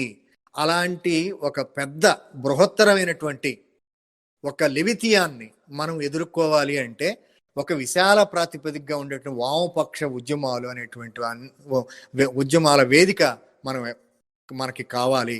అలాంటి వేదికనే ఆవిడ సోషల్ లెఫ్ట్గా పేర్కొన్నారు. అంటే ఆ సోషల్ లెఫ్ట్ అనేటువంటిది ఏ విధంగా ఉండాలి అంటే గత 40-45 ఏళ్లుగా ప్రపంచంలో జరుగుతున్న పరిణామాల నేపథ్యంలో, ప్రత్యేకించి పెట్టుబడిదారి ప్రపంచంలో వస్తున్నటువంటి పర్యావరణ సంక్షోభం, అలానే పెట్టుబడిదారీ ప్రపంచంలో భాగంగా లింగ వివక్షతకు వ్యతిరేకంగా వస్తున్నటువంటి ఉద్యమాలు, అలానే పెట్టుబడిదారీ ప్రపంచంలో ఉన్నటువంటి ఇతర సాంస్కృతిక సమస్యలు, వీటికి వ్యతిరేకంగా వస్తున్నటువంటి ఉద్యమాలు, లేదా వీటన్నిటిని కలిపి నూతన సామాజిక ఉద్యమాలుగా చెప్పుకుంటూ ఉన్నాం. ఈ నూతన సామాజిక ఉద్యమాలన్నీ కూడా స్థూలంగా పెట్టుబడిదారి విధానానికి వ్యతిరేకము, సామ్రాజ్యవాద విధానానికి వ్యతిరేకం, ప్రపంచీకరణకు విధానానికి వ్యతిరేకం. అలాంటి ఉద్యమాలన్నింటినీ కూడా కలుపుకొని వెళ్ళగలిగే విధంగా విస్తృత ప్రాతిపదికగా వామపక్ష వేదికని, ఉమ్మడి వేదికని మనం నిర్మించుకోవటం అవసరం. అలాంటి వేదికని ఆవిడ సామాజిక వామపక్షం అని చెప్పి పేర్కొన్నారు. అలానే ఈ వేదిక అనేటువంటిది కేవలం వర్గ దృష్టితో చూసి ప్రతి అంశాన్ని వర్గ కుదింపు వాదం దగ్గరికి తీసుకువెళ్తే అది ప్రమాదం. గతంలో జరిగింది, అలాంటి ప్రమాదం ఇప్పుడు నూతన పరిస్థితుల్లో జరగటానికి లేదు. దాంతోపాటు ఈ నూతన వామపక్షం లేదా అంటే 1970లో 60లో వచ్చిన నవ్య వామపక్షం కాదు, న్యూ లెఫ్ట్ అని 60-70లో వచ్చింది. అలా తద్భిన్నంగా దీన్ని ఆవిడ సోషల్ లెఫ్ట్ అన్నా, న్యూ లెఫ్ట్ అన్నా, లేకపోతే 21వ శతాబ్దం సోషలిజం అన్నా, లేకపోతే లాటిన్ అమెరికా నేపథ్యంగా అభివృద్ధి చెందుతున్నటువంటి విప్లవ సాంప్రదాయం అన్నా, ఏ పేరుతోటి పిలిచినప్పటికీ, లేకపోతే దీన్ని కమ్యూనిటేరియనిజం అన్నా, లేకపోతే సోషల్ డెమోక్రసీ అన్నా, అంటే మనకి 20వ శతాబ్దంలో ఉన్నటువంటి సోషల్ డెమోక్రసీ కాదు. ఇక్కడ సోషలిజం తోటి ప్రజాస్వామ్యాన్ని విడదీయకూడదు. సోషలిజం, ప్రజాస్వామ్యం అనేటువంటివి జంటగా జమిలిగా సాగవలసిన అంశాలు తప్ప సోషలిజం నుంచి ప్రజాస్వామ్యాన్ని విడదీయలేము, ప్రజాస్వామ్యాన్ని నుంచి సోషలిజాన్ని విడదీయలేము. కనుక ప్రజాస్వామ్యం, సోషలిజం అనేటువంటి జంటగా సాగవలసినటువంటి లేక జమిలిగా సాగవలసినటువంటి అంశాలు అనుకున్నప్పుడు ఆ దృష్టి నుండే ఈవిడ ఈ సామాజిక సోషలిజాన్ని లేకపోతే సోషల్ లెఫ్ట్ని ఆవిడ సోషల్ డెమోక్రసీగా పేర్కొన్నారు. దీనిలో భాగంగానే గత ప్రయోగాల్లో మనం చూసినటువంటి శ్రామిక వర్గ నియంతృత్వం అనేటువంటి దాన్ని ఉండటానికి వీలు లేదని చెప్పి ఆవిడ నిర్ద్వందంగా చెప్పారు. ఈ శ్రామిక వర్గ నియంతృత్వం అనేటువంటిది ఏ విధంగా గత ప్రయోగాల్లో పార్టీ నియంతృత్వంగా లేదా పార్టీ అగ్రగామి దళ నియంతృత్వంగా ఆ దిశగా ఏ విధంగా సాగింది, దానివల్ల జరిగిన అనర్థాలు ఏమిటి, అలానే ఆ పార్టీ అగ్రగామి దళ తత్వం మూలంగా ఆ ప్రయోగాల్లో ఏ విధంగా శృతి మించినటువంటి కేంద్రీకరణ జరిగింది, ఏ విధంగా ప్రజాస్వామ్యానికి ప్రజల అభిప్రాయాలకి అవకాశం లేకుండా పోయింది, ఏ విధంగా అధికార స్వామ్యం అక్కడ రాజ్యం ఏలింది, ఈ శృతి మించిన కేంద్రీకరణ మూలంగా పార్టీ అగ్రగామి దళ తత్వం మూలంగా అలానే అధికార స్వామ్యం మూలంగా అది రాజ్య పెట్టుబడిదారి విధానంగా పరిణామం చెంది అక్కడ కార్మిక వర్గానికి కానీ మిగతా ప్రజానీకానికి కానీ ఏ విధమైనటువంటి చొరవ లేకుండా, ఆ ప్రక్రియలో వాళ్ళ పాత్ర లేకుండా వారు ఏ విధంగా అంచులకు నెట్టబడ్డారు అనేటువంటిది 20వ శతాబ్ద ప్రయోగాల్లో జరిగిన విషయాన్ని మనం దృష్టిలో పెట్టుకుని చూసినప్పుడు ఇక్కడ సోషలిజం అనేటువంటిది, ప్రజాస్వామ్యం అనేటువంటిది వేరువేరుగా ఉండటానికి వీల్లేదు. అవి రెండు కలిపి జమిలిగా సాగవలసిందే. ఇక్కడ శ్రామిక వర్గ నియంతృత్వానికి ఆస్కారం లేదు అన్నటువంటి దాన్ని ఆవిడ చాలా గట్టిగా చెప్పింది. అలానే ఈ 20వ శతాబ్దపు ప్రయోగాల్లో ప్రొఫెషనల్ రెవల్యూషనరీస్ అనేటువంటిది ఒక భావన. బోల్షివిక్ పార్టీ నమూనా నేపథ్యంగా చూసినప్పుడు ఈ వృత్తిరీత్యా విప్లవకారులు అనేటువంటి వాళ్ళే జరిగే సామాజిక మార్పుకి ప్రాతినిధ్యం వహిస్తారు. వారు సమాజంలో ఉన్నటువంటి అణగారిన, అణచివేత గురవుతున్న వర్గాలకి ప్రతినిధులుగా వారు ఉంటారు. ఆ మేరకు వారే ఈ విప్లవానికి చోదకులు అవుతారని చెప్పిన విషయం మన అందరికీ తెలుసు. కనుక తద్భిన్నంగా ఇక్కడ ఉండవలసినది వృత్తిరీత్యా విప్లవకారులనే కొద్ది మంది మొత్తం వ్యవస్థ నడపడం కాదు. తద్భిన్నంగా కంజంక్చరల్ గ్రూప్స్ అని అంటున్నారు.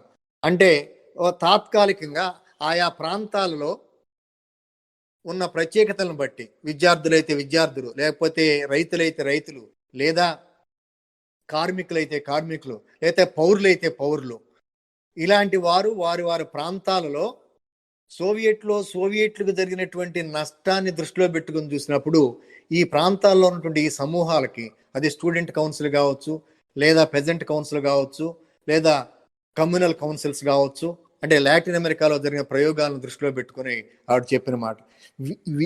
ఈ గ్రూప్స్ తాత్కాలికంగా ఏవి ఎక్కడ ఉంటే వాటిని ఆధారం చేసుకొని ఇక్కడ ప్రజాస్వామ్యాన్ని, సోషలిజాన్ని నిర్మించాలి తప్ప కొద్దిమంది వృత్తిరీత్యా విప్లవకాలైనటువంటి భావాన్ని ఆధారం చేసుకొని మనం గతంలో 20వ శతాబ్దం ప్రయోగాల్లో జరిగినటువంటి అంశాన్ని తిరిగి పునరావృతం చేయటం అనేటువంటిది ఏ విధంగానూ మారిన పరిస్థితుల్లో వామపక్షాన్ని మనం నిర్మించాలి అనుకున్నప్పుడు 20వ శతాబ్దపు నమూనాలని, ఇలాంటి నమూనాలను ప్రత్యేకించి మనం విడనాడవలసి ఉంటుంది, ఆ సాంప్రదాయాల్ని పక్కన పెట్టవలసి ఉంటుందని చెప్పి ఆవిడ చెప్పినటువంటి అంశం.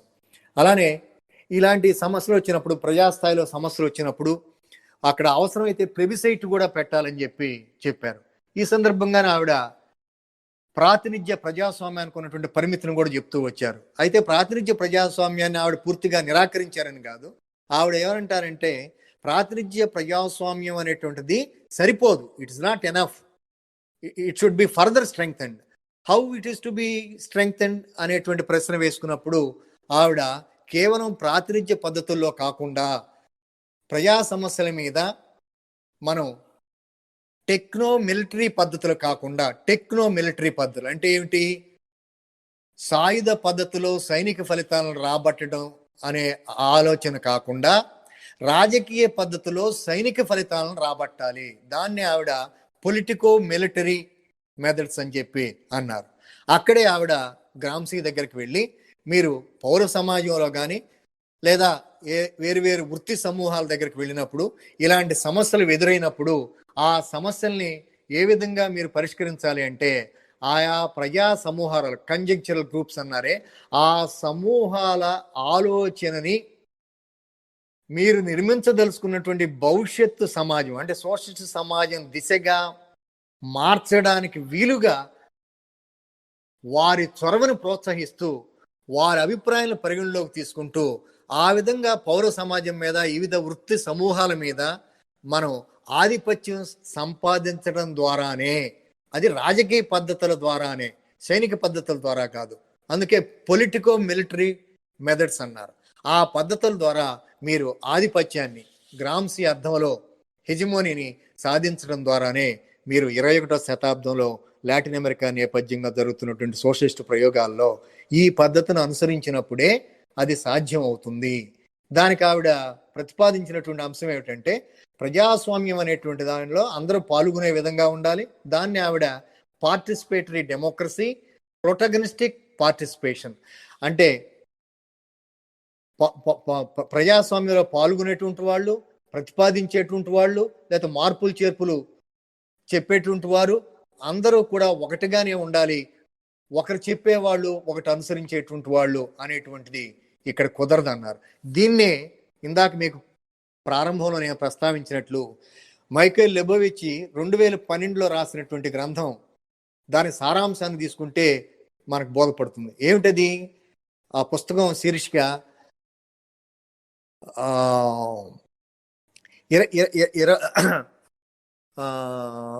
20వ శతాబ్దంలో జరిగినటువంటి సోషలిస్ట్ ప్రయోగంలో ఆయన ద కండక్టర్స్ అండ్ కండక్టెడ్ అన్నాడు.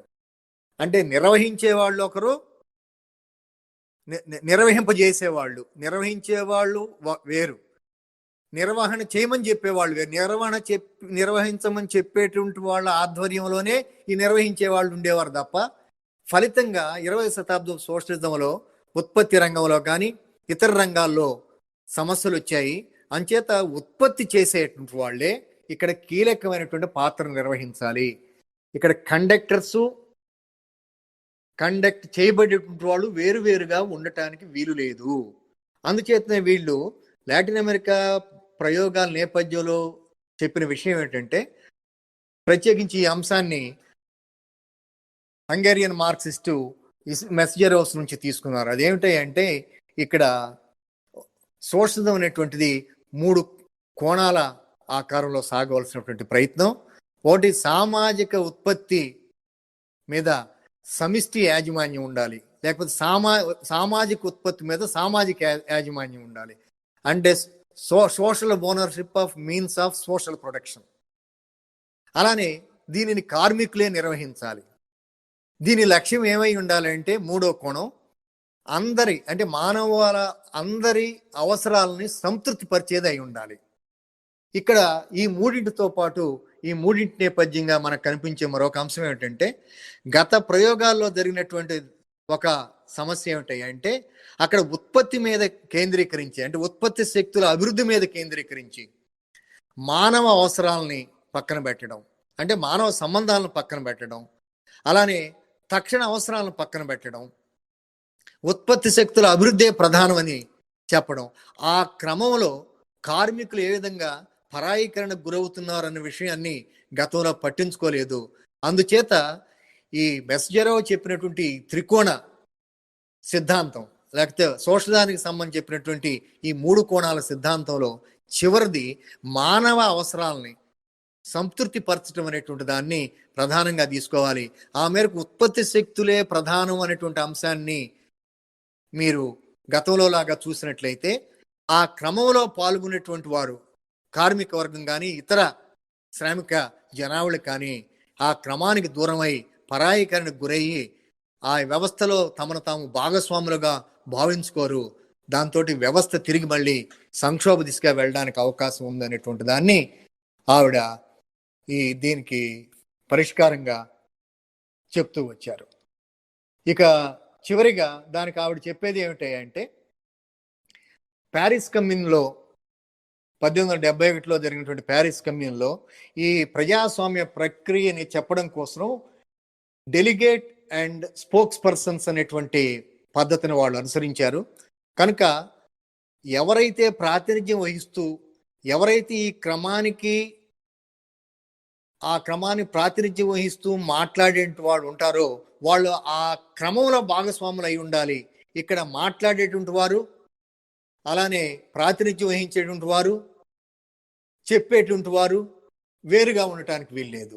ఈ ప్యారిస్ కమ్యూన్ అందించినటువంటి ఈ గుణపాఠాన్ని తీసుకోవడం ద్వారా 20వ శతాబ్దంలో మనం 20వ శతాబ్దంలో సోషలిస్ట్ ప్రయోగంలో జరిగినటువంటి వైఫల్యాలను అధిగమించి 21వ శతాబ్దంలో జరుగుతున్న ప్రయోగంలో మనం ముందుకు సాగాలంటే ఈ మార్పుల నేపథ్యంగా వామపక్షం వేదిక అనేటువంటి దాన్ని ఒక విస్తృత వేదికగా సామ్రాజ్యవాద వ్యతిరేక, పెట్టుబడిదారు వ్యతిరేక, అణచివేత వ్యతిరేక, దోపిడీ వ్యతిరేక విశాల సామాజిక ఉద్యమాలను కలుపుకుపోయేటువంటి వేదికగా ముందు దానిని నిర్మించగలిగితే తర్వాత పరిణామాలు ఎలా ఉంటాయనే దాన్ని బట్టి అప్పుడు చూసుకోవచ్చు. ఈ క్రమంలో 20వ శతాబ్దంలో జరిగినటువంటి ఒక ప్రధానమైనటువంటి పొరపాటు, అదే వర్నాక్యులర్ రెవల్యూషనరీ ట్రెడిషన్స్. అంటే మీకు ఒక ఉదాహరణ చెప్తా. 20వ శతాబ్దంలో, ప్రత్యేకించి 19వ శతాబ్దం చివర 20వ శతాబ్దం ప్రారంభంలో రష్యన్ విప్లవ సాంప్రదాయంలో భాగంగా లెనిన్ పార్టీ నిర్మాణం చేశారు. దాన్ని లెనినిస్ట్ పార్టీ భావనగా, తర్వాత కాలంలో బోల్షివిక్ భావనగా చెప్తూ ఉంటారు. దానిలో ఈ కేంద్రీకృత ప్రజాస్వామ్యం అనేటువంటి దాది ప్రధానంగా వారు రష్యాలో ఉన్నటువంటి పాపులిస్ట్ ట్రెడిషన్, నరోద్నవాల్య సాంప్రదాయం నుంచి తీసుకున్నారు. ఆయన లెనిన్ నిర్మించిన పార్టీ భావనలో ఇది ఒక ప్రధానమైన అంశం. అందుకని దీన్ని థియేటర్ షాని లాంటి వాళ్ళు ఏమంటున్నారంటే, మార్క్సిజానికి 3 మూలాధారాలు, 3 components and 3 sources of Marxism అని చెప్తూ, there is a 4th source, that is Russian revolutionary tradition or Russian revolutionary populist tradition. ఆ ట్రెడిషన్ని 4వ అంశంగా లెనిన్ జోడించి పార్టీ భావనని అభివృద్ధి చేశాడు. అది రష్యా పరిస్థితులకి అవసరమైనటువంటి భావన. ఆ 4వ అంశాన్ని ఆయన ఏమంటారంటే వెర్నాక్యులర్ రెవల్యూషనరీ ట్రెడిషన్ అని చెప్పి అన్నారు. అలాంటి స్థానిక విప్లవ సాంప్రదాయాలు ఆయా దేశాల్లో ఆయా జాతులకి ఉన్నాయి. ఉదాహరణకి లాటిన్ అమెరికాలో జరిగినటువంటి ప్రధానమైనటువంటి విప్లవం 1962లో క్యూబాలో జరిగిన విప్లవాన్ని తీసుకుంటే అది మార్క్సిస్ట్ విప్లవంగా జరగల, అది బొలివియరియన్ స్ఫూర్తితో జరిగినటువంటి విప్లవం. అలానే చిలీలో జరిగింది అలెండి నాయకత్వంలో కానీ, లేదా 1990 ఎనిమిదిలో చావెజ్ నాయకత్వంలో వెనిజులాలోకి వాళ్ళు అధికారంలోకి రావడం కానీ, లేకపోతే 2002 నుండి వివిధ లాటిన్ అమెరికా దేశాల్లో వాళ్ళకు వచ్చారంటే వాళ్ళకున్నటువంటి స్థానిక విప్లవ సాంప్రదాయాల ప్రాతిపదికగా ప్రయత్నం చేశారు కనుక అలాంటిది వచ్చింది.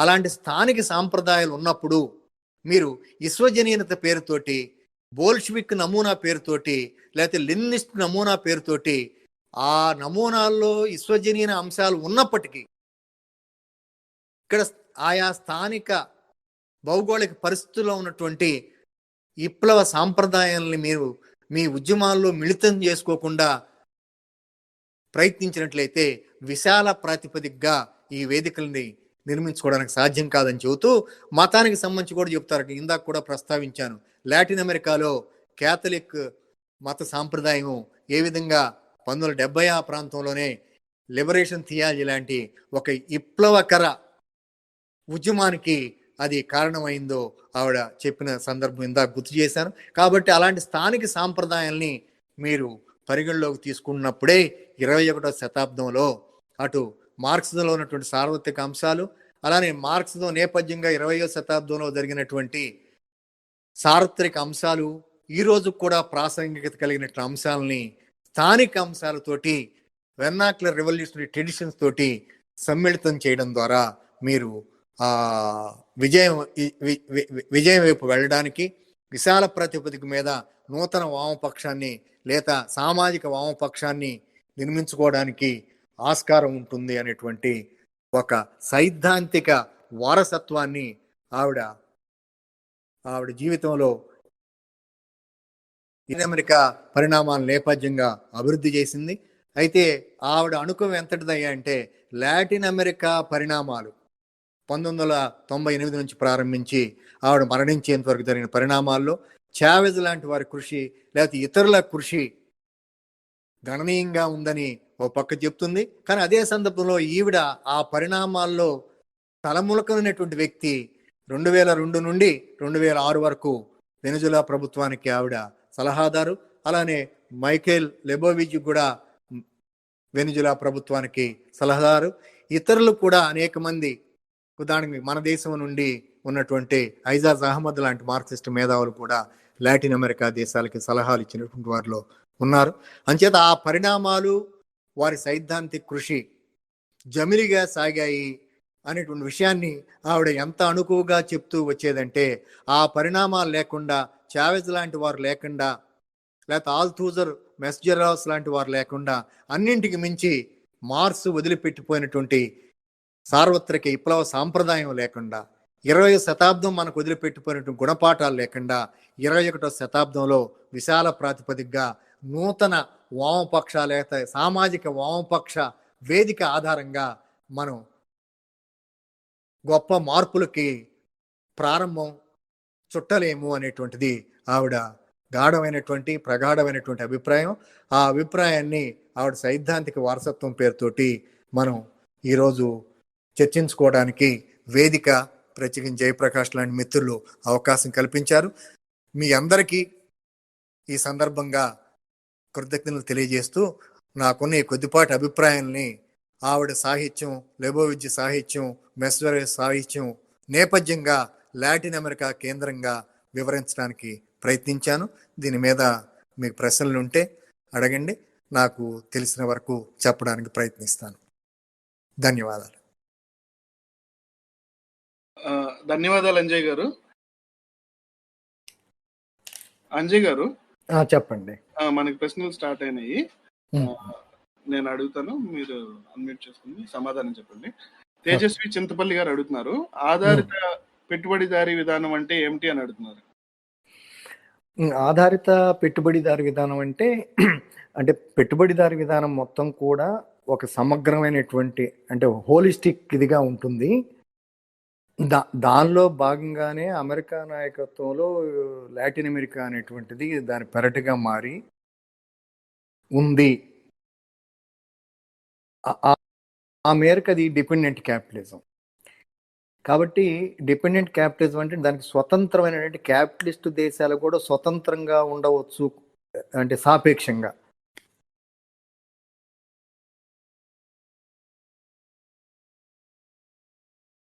ఓకే అండి. మా సత్యం గారు ఒక ప్రశ్న ఆధారిత పెట్టుబడిదారు విధానం అంటే పెట్టుబడిదారి వ్యవస్థ మొత్తంగా కూడా ఒక సమగ్రమైనటువంటి మొత్తంగా ఉంటుంది. ఏ దేశాల్లో పెట్టుబడిదారి వ్యవస్థ ఉన్నా కూడా పెట్టుబడిదారి వ్యవస్థ మీద పెత్తనం వహిస్తున్నటువంటి దేశంతో ఆ వ్యవస్థ దాని బాగోగులు ముడిపడి ఉంటాయి. ఆ మేరకు అది ఆధారిత పెట్టుబడిదారి వ్యవస్థ అవుతుంది ఆయా దేశాల్లో ఉన్నది. తద్భిన్నంగా కొన్ని సందర్భాల్లో కొన్ని దేశాల ఆర్థిక వ్యవస్థలు పెట్టుబడిదారి ఆర్థిక వ్యవస్థలు అయినప్పటికీ పెట్టుబడిదారి పెత్తందారి తోటి సంబంధం ఉన్నప్పటికీ సాపేక్షంగా స్వతంత్రంగా ఉండేటువంటివి ఉంటాయి. ఆ మేరకు అలాంటి వ్యవస్థలు కలిగినటువంటి దేశాలని రిలేటివ్లీ ఇండిపెండెంట్ క్యాపిటలిస్ట్ డెవలప్మెంట్ జరుగుతున్న దేశాలుగా పేర్కొంటూ ఉంటారు. ఉదాహరణకి 1970 ఆ ప్రాంతాల్లో సోవియట్ యూనియన్ చేసిన సూత్రీకరణ ఏమిటంటే భారతదేశంలో ఉన్న పెట్టుబడిదారి వ్యవస్థ రిలేటివ్గా ఇండిపెండెంట్ క్యాపిటలిస్ట్ వ్యవస్థ, ఇండిపెండెంట్ క్యాపిటలిస్ట్ పాత్ని భారత రాజ్య వ్యవస్థ పరిశూ చేస్తుంది అని చెప్పేవారు. అది అవునా కాదా అనేటువంటిది చర్చనీయాంశం.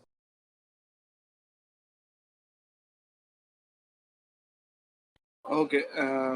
మన తర్వాత ప్రశ్న మా సత్యం గారు అడుగుతున్నారండి. మార్తా హెర్నేకర్ గారు లూయిస్ ఆల్థూజర్, సాల్వస్ జిజెక్ తత్వంతో వారి తాత్విక భావనలతో ఎందుకని అసంతృప్తి వ్యక్తం చేశారు?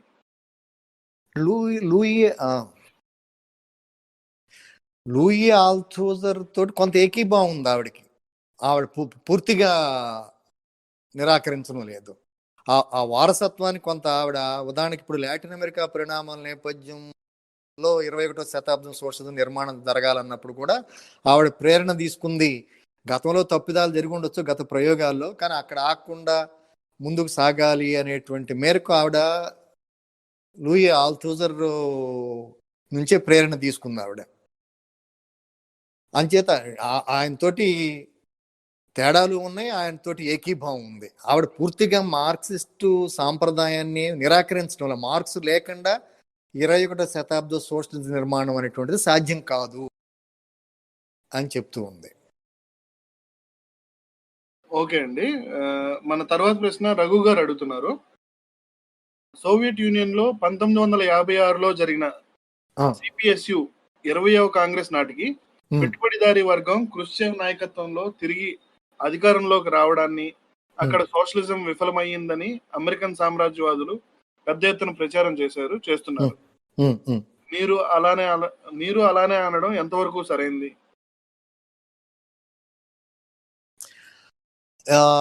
1956లో క్రుష్చెవ్ రావడంతో అక్కడ పెట్టుబడిదారు విధానం తిరిగి ప్రారంభమైంది అనేటువంటి దాంతో వ్యక్తిగతంగా నేను ఏకీభవించాను. ఎందుకంటే సోవియట్ ప్రయోగంలో ఏ మేరకు అక్కడ ఉన్నటువంటి రాజ్యము ఉత్పత్తి సాధనాలను సామాజిక పరం చేసింది అనేది మనం ప్రశ్న వేసుకుంటే అక్కడ సాగింది స్టేట్ క్యాపిటలిజమా లేదా సోషలిజం అనేటువంటి సమస్య ముందుకు వస్తుంది.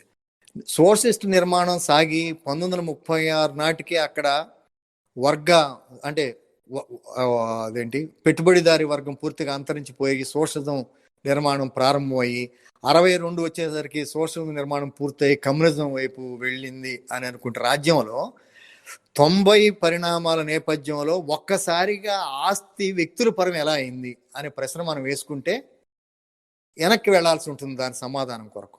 వెళితే 56కు ముందే మనం కానీ జాగ్రత్తగా పరిశీలించినట్లయితే అక్కడ ఉత్పత్తి సాధనాలు అనేటువంటివి సామాజిక పరం అయ్యాయా లేకపోతే రాజ్యపరం అయ్యాయా అనే ప్రశ్న వస్తుంది. ఆ ప్రశ్న వచ్చినప్పుడు దానికి మనం సమాధానం చెప్పుకుంటే నేను కూడా అక్కడ స్టేట్ క్యాపిటలిజం అంటే రాజ్య పెట్టుబడిదారి విధానం ఉంది, లేకపోతే ఉత్పత్తి సాధనాలు రాజ్య ఆధ్వర్యంలో రాజ్యం చేతిలో ఉన్నాయి తప్ప అవి సామాజిక పరం అయ్యాయా అనేటువంటిది నాకైతే అనుమానం అండి. ఎందుకంటే అలా సామాజిక పరం అయ్యి ఉంటే 1990 నాటికి వచ్చేసరికి అక్కడ సోవియట్ ఇచ్చిన తరుణంలో పెద్ద పోరాటం జరిగి ఉండేది పౌర సమాజంలో. కానీ ఆ పౌర సమాజంలో ఆ పోరాటం జరగల. 2 కోట్ల సభ్యత్వం ఉన్నటువంటి సోవియట్ కమ్యూనిస్ట్ పార్టీని ఒక్క కలం పోటుతోటి రద్దు చేస్తే 2 కోట్ల సభ్యత్వం కలిగిన పార్టీ ఎవరు మాట్లాడరా. అంటే దాని అర్థం ఏమిటి? ఉత్పత్తి సాధనాల మీద యాజమాన్యం అనేటువంటిది 1956లో కృషి రావడంతో పెట్టుబడిదారు చేతుల్లోకి వెళ్ళి తిరిగి పెట్టుబడిదారి విధానం అక్కడ పునరుద్ధరించబడిందని చెప్పడానికి ఆస్కారం లేదు. నిజంగా అప్పటికే సామాజిక పరం అయితే కృషిను కూడా ఆనాడు వాళ్ళు వ్యతిరేకించి ఉండాల్సింది. సామాజిక పరంగా దాని ఫలితాలను అనుభవిస్తున్నటువంటి వారు, ఉత్పత్తి సాధనాల మీద యాజమాన్యం కలిగి ఉన్నటువంటి వర్గాలు కృషి చేసిన ప్రయత్నాన్ని ఆనాడైనా వ్యతిరేకించుంటే ఆనాడైనా కూడా పెద్ద ఘర్షణలు జరిగి ఉండేవి. ఆనాడు జరగలేదు, 90లో జరగలేదు. కనుక దీన్ని మనం వెనక్కి తిరిగి చూసినట్లయితే ఈ పరిణామాల నేపథ్యంలో అక్కడ రాజ్య పెట్టుబడి అది రాజ్య ఆధ్వర్యంలో ఉత్పత్తి సాధనాలు ఉన్నాయి తప్ప అంతకు మించి సామాజిక పరం కావడానికి కావాల్సిన క్రమం అక్కడ ప్రారంభమైతే అయిందేమో కానీ ఆ క్రమం పూర్తి కాలేదు. అంచేత స్థూలంగా చెప్పవలసి వస్తే అక్కడ ఉత్పత్తి సాధనాలు రాజ్యం చేతిలోనే ఉన్నాయి. అక్కడ అభివృద్ధి చెందినటువంటిది ఒక విధంగా రాజ్య పెట్టుబడిదారు విధానమే. అందుచేతనే 90లకు వచ్చేసరికి ఆ పెట్టుబడిదారు చేతుల్లోకి అక్కడ ఉన్నటువంటి ఉత్పత్తి సాధనాలు రాత్రికి రాత్రే వెళ్ళగలిగాయి. అంటే దీనికి కావాల్సినటువంటి నేపథ్యం గతంలోనే ఉందనేటువంటి దాన్ని మనం గుర్తించకుండా అది కృషితోటి ప్రారంభమైందని చెప్పేటువంటిది ఒక తరహా వివరణ అవుతుంది. అది నేను సంపూర్ణమైనటువంటి సాకల్యమైనటువంటి వివరణ అవుతుందని భావించడం లేదు. ఓకే అంజయ్ గారు. తర్వాత ప్రశ్న కృష్ణయ్య కల్లూరి గారు అడుగుతున్నారు. 21వ శతాబ్దంలో భారతదేశంలో బలహీనంగా ఉన్న వామపక్ష ఉద్యమాన్ని వినూత్నంగా ముందుకు ఎలా తీసుకువెళ్ళాలి? చెప్పండి. హలో అంజయ్ గారు, నా మాట వినపడుతుందండి? వినపడుతుంది చెప్పండి. మన తర్వాత ప్రశ్న కృష్ణయ్య కల్లూరి గారు అడుగుతున్నారు. 21వ శతాబ్దంలో భారతదేశంలో బలహీనంగా ఉన్న వామపక్ష ఉద్యమాన్ని వినూత్నంగా ఎలా ముందుకు తీసుకువెళ్ళాలి అని అడుగుతున్నారు. ఓకే. భారతదేశంలో ప్రధానంగా ఇప్పుడు గతంలో బోల్షివిక్ నమూనా, లెనినిస్ట్ నమూనా తోటి ఉన్నటువంటి కమ్యూనిస్ట్ పార్టీలు బలహీనపడ్డాయి. అలానే 1980ల నేపథ్యంలో వచ్చినటువంటి సామాజిక ఉద్యమాలు లేకపోతే నూతన ఉద్యమాలు అన్నారు, న్యూ సోషల్ మూవ్మెంట్స్ అన్నారు. ఉదాహరణకి అది స్త్రీవాద ఉద్యమం కానివ్వండి, మన దేశంలో దళిత ఉద్యమం కానివ్వండి, లేకపోతే పర్యావరణ ఉద్యమాలు కానివ్వండి. కానీ వీటి పట్ల అంటే ఈ నూతన సామాజిక ఉద్యమాలు ఒక పాక్షిక దృష్టిని అనుసరించాయి. వీటి పట్ల వామపక్షాలు, మన దేశంలో ఉన్నటువంటి వామపక్షాలు కూడా ఒక విధంగా ఎక్కువ సందర్భాల్లో ఎక్కువ వామపక్ష పార్టీలు వ్యతిరేక దృష్టిని కూడా ప్రదర్శించాయి. అంచేత నేను అనుకోవడము ఈ నూతన సామాజిక ఉద్యమాల్లో ఉన్నటువంటి పాక్షికతని అలానే ప్రెజుడిస్ని రెండూ గుర్తించాలి. అలానే వామపక్ష ఉద్యమాలు వీటి పట్ల తీసుకున్నటువంటి వ్యతిరేక దాన్ని కూడా మనం గుర్తించాలి. అలా గుర్తించకుండా నేను కూడా భారతదేశంలో వామపక్షాలు ఈ నూతన శ్రేణుల్ని, ఉదాహరణకి నర్మదా బచావ్ ఆందోళన ఉంది, దాంట్లో మనం ఎక్కడున్నాం? అలానే పర్యావరణం పట్ల మన వైఖరి ఏమిటి? మారిన పరిస్థితుల్లో పర్యావరణం పట్ల మన వైఖరి ఏ విధంగా ఉండాలి? ఉదాహరణకి చావేజ్ లాటిన్ అమెరికా కాంటెక్స్ట్లో పెట్టుబడిని మెటాబాలిక్ డిజార్డర్ గానే పేర్కొన్నాడు. అంటే ప్రకృతి సమాజానికి మధ్య ఉండవలసినటువంటి సమతుల్యతని 21వ శతాబ్ద సోషలిస్ట్ నిర్మాణ నేపథ్యంగా మనం గుర్తించకపోయినట్లయితే ఉత్పత్తి శక్తులు ఇబ్బడి ముబ్బడిగా పెరగాలి అనేటువంటి దాన్ని మనం అబ్సల్యూటైజ్ చేసి యూనివర్సలైజ్ చేసి పర్యావరణం దాని సమతుల్యతను పట్టించుకోనటువంటి స్థితికి నెట్టబడతాము. అది పెట్టుబడిదారీ విధానం. కానీ సోషల్ దాన్ని నిర్మించాలి అనుకున్నటువంటి వాళ్ళు ఈ మెటబాలిక్ ఆర్డర్లో ఈక్విలిబ్రియం లేక సమతుల్యత ఉండాలనేటువంటి విషయాన్ని మరవకూడదు. అట్లా మన దేశంలో చూసినప్పుడు అది నర్మదా బచావ్ ఆందోళన కానివ్వండి, లేకపోతే ఇతర పర్యావరణ సమస్యలు తీసుకున్నప్పుడు ఇక్కడ ఉన్నటువంటి వామపక్ష ఉద్యమాలు ఏదో ఒక ప్రకటన పడేసి ఉండటం ద్వారా ఆ ఉద్యమాన్ని తమతోటి కలుపుకోవటం అనేటువంటిది సాధ్యపడదేమో. అలానే స్త్రీవాద ఉద్యమాలు ఇవి ఉన్నాయి. స్త్రీవాద ఉద్యమాల్లో కూడా రకరకాల పాయలు ఉన్నాయి.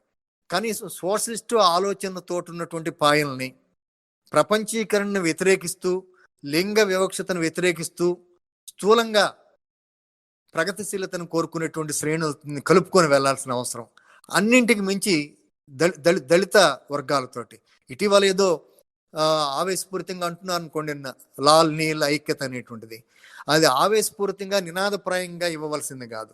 నిజమైన అర్థంలో అంబేద్కర్ వదిలిపెట్టిపోయినటువంటి ఎన్లైటన్మెంట్ ప్రాజెక్టుని ఇక్కడ ఉన్నటువంటి వామపక్షాలు ముందుకు తీసుకువెళ్ళాలి. కానీ నిజంగా అంబేద్కర్ వదిలిపెట్టిపోయినటువంటి ఎన్లైటన్మెంట్ ప్రాజెక్టుని ఆయన జీవించి ఉన్న కాలంలో గుర్తించలేదు, మరణానంతరం గుర్తించలేదు, తిరిగి ఆయన శత జయంతి తర్వాత జరుగుతున్నటువంటి చర్చల్లో కూడా ఎక్కువ భాగం గుర్తించినట్టు నాకు అనిపించడం అలా. అంచేత అంబేద్కర్కు ఉన్న ఎన్లైటన్మెంట్ ప్రాజెక్ట్ అంటే పెట్టుబడిదారు విధానానికి వ్యతిరేకంగా ఇక్కడ జరగవలసినటువంటి వైజ్ఞానిక మార్పు, మన దృష్టిలో రావాల్సిన శాస్త్రీయ దృష్టిలో రావాల్సినటువంటి మార్పు, ఆ మేరకు ఆయన బౌద్ధాన్ని ఆధారం చేసుకొని చేసినటువంటి కృషి, బ్రాహ్మణవాదానికి వ్యతిరేకంగా, బ్రాహ్మణవాదం అంటే ఇక్కడ వర్ణధర్మానికి వ్యతిరేకంగా ఆయన చేసిన కృషి, వదిలిపెట్టిపోయిన వారసత్వం, అదే ఎన్లైటన్మెంట్. ఆ కృషిని ఈ రోజు కూడా వామపక్షాలు గుర్తించడం. ఉదాహరణకు ఆయన రచనలో 1000 పేజీలకు పైగానే హిందూ మతం మీద, వర్ణ ధర్మం మీద తీవ్రమైనటువంటి విమర్శ చేశారు. ఆ విమర్శను ఈ రోజు కూడా ఎలా తీసుకుంటున్నాం మనం మతం జోలికి పోకూడదు అని హిందూ మతం దగ్గరికి వెళ్లకుండా ఎప్పుడైతే ఉంటామో వర్ణధర్మాన్ని మనం ప్రశ్నించడానికి అవకాశం లేదు. వర్ణధర్మాన్ని ప్రశ్నించకుండా హిందూ మత ప్రాబల్యతను కానీ, దాని అణచివేత స్వభావాన్ని కానీ, ఇప్పుడు ఆ నేపథ్యంగా హిందుత్వ నేపథ్యంగా వస్తున్నటువంటి మెజారిటేరియనిజం, ఈ బాహుళ్యవాదాన్ని కానీ మనం ఎదుర్కోవటం అనేటువంటిది సాధ్యం కాదు. ఆ మేరకు అంబేద్కర్ ఎన్లైటన్మెంట్ ప్రాజెక్ట్ని వామపక్షాలు ఇంటిగ్రేట్ చేసుకోకుండా అసాధ్యంగా. రెండో పక్క దళితుల్లో చాలా మంది అంబేద్కర్ పేరును ప్రస్తావిస్తూ ఉంటారు. కానీ అంబేద్కర్ ప్రాజెక్టు పట్ల వాళ్ళకు ఉన్నటువంటి నిబద్ధత మీద నాకు చాలా సందేహాలు ఉన్నాయి వ్యక్తిగతంగా. ఎవరు ఏమిటనేటువంటిది కాదు, అంబేద్కర్ ప్రాజెక్టుని ప్రస్తావించకుండా, అంబేద్కర్ లెగసీని రియల్ సెన్స్లో ప్రస్తావించకుండా, దాన్ని ముందుకు తీసుకువెళ్లకుండా అంబేద్కర్ పేరుని ఇన్వోక్ చేయడం ద్వారా హిందూ మతం ఆధ్వర్యంలో బలపడుతున్నటువంటి బ్రాహ్మణవాదాన్ని లేకపోతే వర్ణ ధర్మాన్ని మనం ఎదుర్కోకుండా దళిత పెట్టుబడిదారి విధానాన్ని నిర్మించవచ్చు అని అంబేద్కర్ ప్రాజెక్టుకు వ్యతిరేకమైన పద్ధతుల్లో చెప్పేటువంటి వారి మూలంగా కూడా భారతదేశంలో ఈ లాల్ నీల ఐక్యత కానీ, లేకపోతే నూతన వామపక్షం నిర్మించే క్రమంలో అలాంటి వాళ్ళు కలిసి రావడం కూడా సాధ్యం కాదు. అందుకని ఈ పరిమితుల నేపథ్యంలో మనం భారతదేశంలో ఇతర సామాజిక శ్రేణుల్ని కలుపుకోవడం ద్వారా మనం తర్వాత ప్రశ్న తీసుకుందామండి. ఓకే.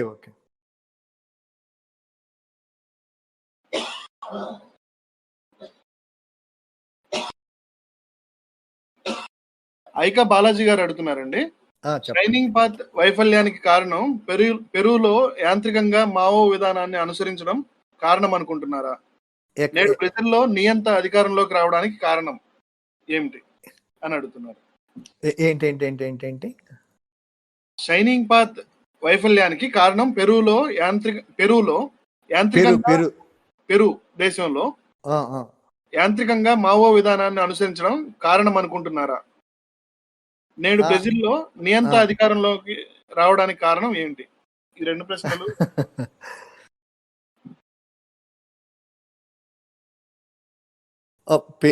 పెరువును గురించి నేను అంత లోతుగా అధ్యయనం చేయలేదంటే ఏదో రేఖా మాత్రమైనటువంటి అవగాహన మాత్రమే. రెండోది, ఇప్పుడు మావోని ఇప్పుడు బోల్షివిక్ పార్టీ నమూనాని లేకపోతే 20వ శతాబ్ద సోషలిస్ట్ నమూనాని అనుసరించడం ద్వారా ఇతర చోట్ల ఇబ్బంది ఉన్నట్లే మావో నమూనాని పెరువులో అనుసరించడంలో కూడా అలాంటి సమస్యలు ఉండవచ్చు. పెరువులో ఉన్నటువంటి స్థానిక ఇది ఉండాలి కదా. ఇప్పుడు చైనాలో వాళ్ళు ఎందుకు మెన్షియస్ బోధనలో వాళ్ళు పరిగణలోకి తీసుకున్నారు, అలానే చైనీస్ సోషలిజాన్ని చైనీస్ లక్షణాలతోటి సోషలిజంగా ఎందుకు చెప్పుకుంటున్నారు అనేటువంటి దాన్ని మనం దృష్టిలో పెట్టుకుంటే ఈ వెర్నాక్యులర్ రెవల్యూషనరీ ట్రెడిషన్ అనేటువంటి దాన్ని పరిగణలోకి తీసుకున్నట్లు అవుతుంది. ఆ మేరకు పెరులో కూడా వాళ్ళు అక్కడ ఉన్న స్థానికతని తీసుకోకుండా మావో నుంచి ప్రేరణ తీసుకోవచ్చు, తప్పులేదు. చైనాలో జరిగిన ప్రయోగాలను కూడా వాళ్ళు పరిగణలోకి తీసుకోవచ్చు. దాని నుంచి దాని వైఫల్యాలు ఏమిటి, విజయాలు ఏమిటి, ఆ మేరకు తీసుకోవాల్సిన పాఠాలు ఏమిటి అనేది చూడవచ్చు. తద్భిన్నంగా అక్కడ కేవలం దాన్ని అనుకరించడం ద్వారా, యాంత్రికంగా అనుకరించడం ద్వారా అలాంటి వైఫల్యాల వైపు వెళ్ళడానికి, రెండోది గత నమూనాల్లో ఉన్నాయి కదా, మన కమ్యూనిస్ట్ పార్టీ నిర్మాణంలో ఈ కేంద్రీకృత ప్రజాస్వామ్యం, వ్యాన్ గార్డిజం లేక పార్టీ అగ్రగామి దళ పాత్ర, ఇలాంటివన్నీ ఉండనే ఉన్నాయి. కనుక అలాంటి సమస్యలు కూడా మావో వారసత్వంలో కూడా అలాంటి సమస్యలు ఉన్నాయి. ఎందుకంటే మావో తన కాలంలో తన దేశంలో కూడా తిరుగులేని నేతగా చలామయ్యారు. ఆయనకి కోపం వచ్చిన రోజు మొత్తం సాంస్కృతిక విప్లవం పేరుతోటి విప్లవానికి పిలిపిస్తాడు, బంబార్డ్ హెడ్ క్వార్టర్స్ అని. అందుచేత అలాంటి అవకాశాలు, ఇలాంటి నమూనాలు అనుసరిస్తున్నటువంటి తరుణంలో చెప్పండి. ఓకే, తర్వాత ప్రశ్న తీసుకుందామండి. రామకృష్ణ గారు అడుగుతున్నారండి, మార్క్సిజం ప్రకారం కార్మిక వర్గ నియంతృత్వం అనేది అత్యంత మౌలిక అంశం. దాన్ని అమలు చేయడంలో జరిగిన తప్పిదాలు, తద్వారా సంభవించిన నష్టాలు కారణంగా అసలు శ్రామిక వర్గ నియంతృత్వం సరైంది కాదనడం మార్క్సిస్టులుగా ఎలా సమర్థించగలం? అది శ్రామిక వర్గ నియంతృత్వం అనేటువంటిది మన 20వ శతాబ్ద ప్రయోగాలలో ఏ విధంగా పార్టీ నియంతృత్వానికి దారితీసింది, దాన్నే ట్రాట్స్కీ లాంటి వారు సబ్స్టిట్యూషనిజం అన్నారు. అంటే సెంట్రల్ కమిటీ తరఫున పోలిట్ బ్యూరో తరఫున జనరల్ సెక్రటరీ ప్రతి నిర్ణయాన్ని చేయడం. ఫలితంగా ఏమిటాయంటే సోవియట్ యూనియన్లో సోవియట్ ఎక్స్పెరిమెంట్ ప్రారంభం కావడానికి ముందు అక్కడి స్థానిక కౌన్సిల్లు, ఆ సోవియట్ ప్రయోగాలు అవన్నీ ఉండనే ఉన్నాయి. అవి 1920-21కి వచ్చేసరికి ఏ విధంగా సోవియట్లు వాటికి ఉన్నటువంటి ప్రజాస్వామ్య స్వభావాన్ని కోల్పోయి కేవలం అలంకారప్రాయం అనేటువంటి సంస్థలుగా మిగిలాయనేటువంటి విషయాన్ని పీటర్ క్రొపాట్కిన్ అనేటువంటి వ్యక్తి చాలా అద్భుతంగా చెప్పాడు. అది మన ఈ మార్తా హార్నేకర్ రాసినటువంటి పుస్తకాల్లో కూడా, అలానే చావెజ్ వీటిలో కూడా వాళ్ళు ప్రస్తావించారు. అంచేత ఆ సంస్థలకు ఉన్నటువంటి ప్రజాస్వామ్య స్వభావాన్ని అంతరింపజేసే విధంగా పార్టీ నియంతృత్వం లేదా పార్టీ నాయకత్వంగా శ్రామిక వర్గ నియంతృత్వం అనేటువంటిది పరిణామం చెందటం అనేటువంటిది చూసాం, ఒకటి. రెండోది, శ్రామిక వర్గ నియంతృత్వం అంటే నియంతృత్వం అనేటువంటి మాటను మనం ఇక్కడ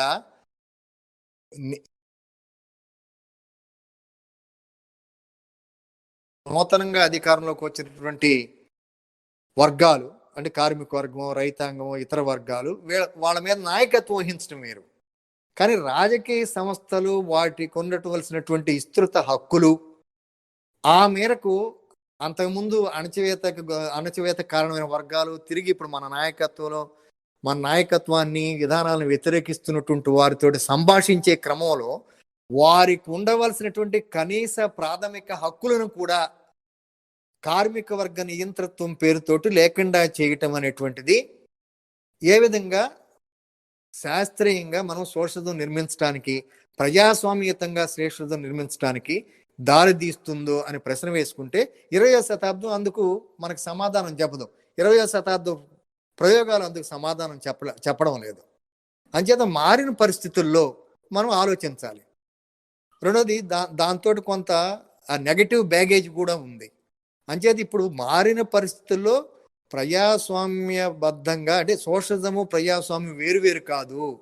సోషల్ డెమోక్రసీ అని 19వ శతాబ్దం లాస్ట్ క్వార్టర్లో మార్క్స్ కాలంలో వచ్చినటువంటి దానికి ఆ అర్థంలో మనం ఇప్పుడు మనం సోషలిజాన్ని చూడాలి.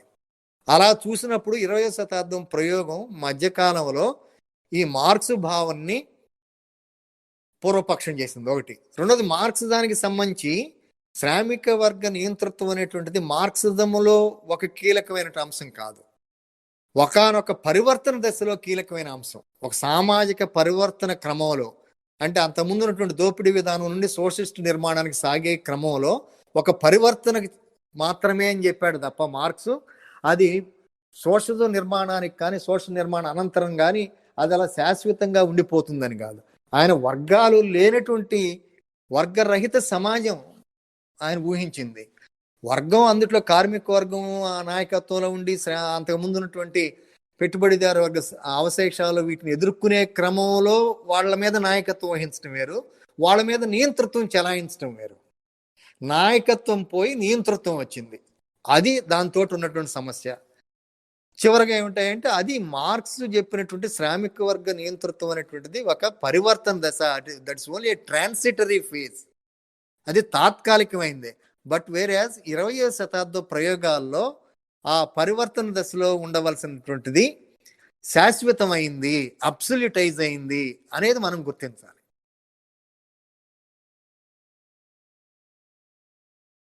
ఇప్పుడు చావెజ్ అక్కడ అంత ముందు ఉన్నటువంటి పెట్టుబడిదారీ వ్యవస్థ దాని తాలూకు సంస్థల్ని కొన్ని కొనసాగించవలసి వచ్చింది. దాంతోపాటు మార్పు దిశగా అనేకమైనటువంటి మూల వనరుల్ని జాతీయం చేసి కొంత ముందుకు సాగడానికి ప్రయత్నించాడు, ఒకటి.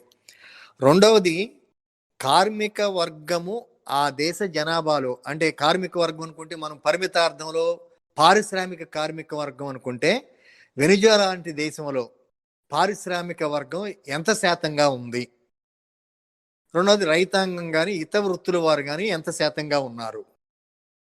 ఒక దేశంలో మౌలిక మార్పు దిశగా జరిగేటువంటి ప్రయత్నము ప్రజాస్వామ్యయుత ప్రయత్నంగా ఉండాలి అని అనుకున్నప్పుడు మార్పుకి దోహదం చేసేటువంటి శ్రేణులని ఆయా దశల్లో విస్తృతంగా కలుపుకుపోవాల్సిన అవసరం ఉందా లేదా అని ప్రశ్న వేసుకున్నప్పుడు వెనిజులాలో చావెజ్ ప్రారంభించిన ప్రయత్నము చాలా తొలి దశలోనే ఉందనేటువంటిది మనం గుర్తించాలి.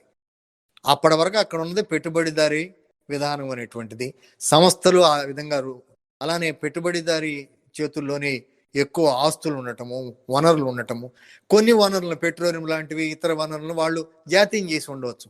జాతీయం చేయడం అంటే అక్కడ రాజ్య పరిధిలోకి అవి వచ్చాయి, ఒకటి. రెండోది, పెట్టుబడిదారీ వర్గం పూర్తి ఆధిపత్యం సంస్థల మీద పోల, రెండు. మూడు, బయట నుండి అంతర్జాతీయ పెట్టుబడిదారీ వర్గము దాని నాయకుడు అమెరికా చేసేటువంటి ప్రయత్నాలు ఎలానూ ఉండనే ఉన్నాయి.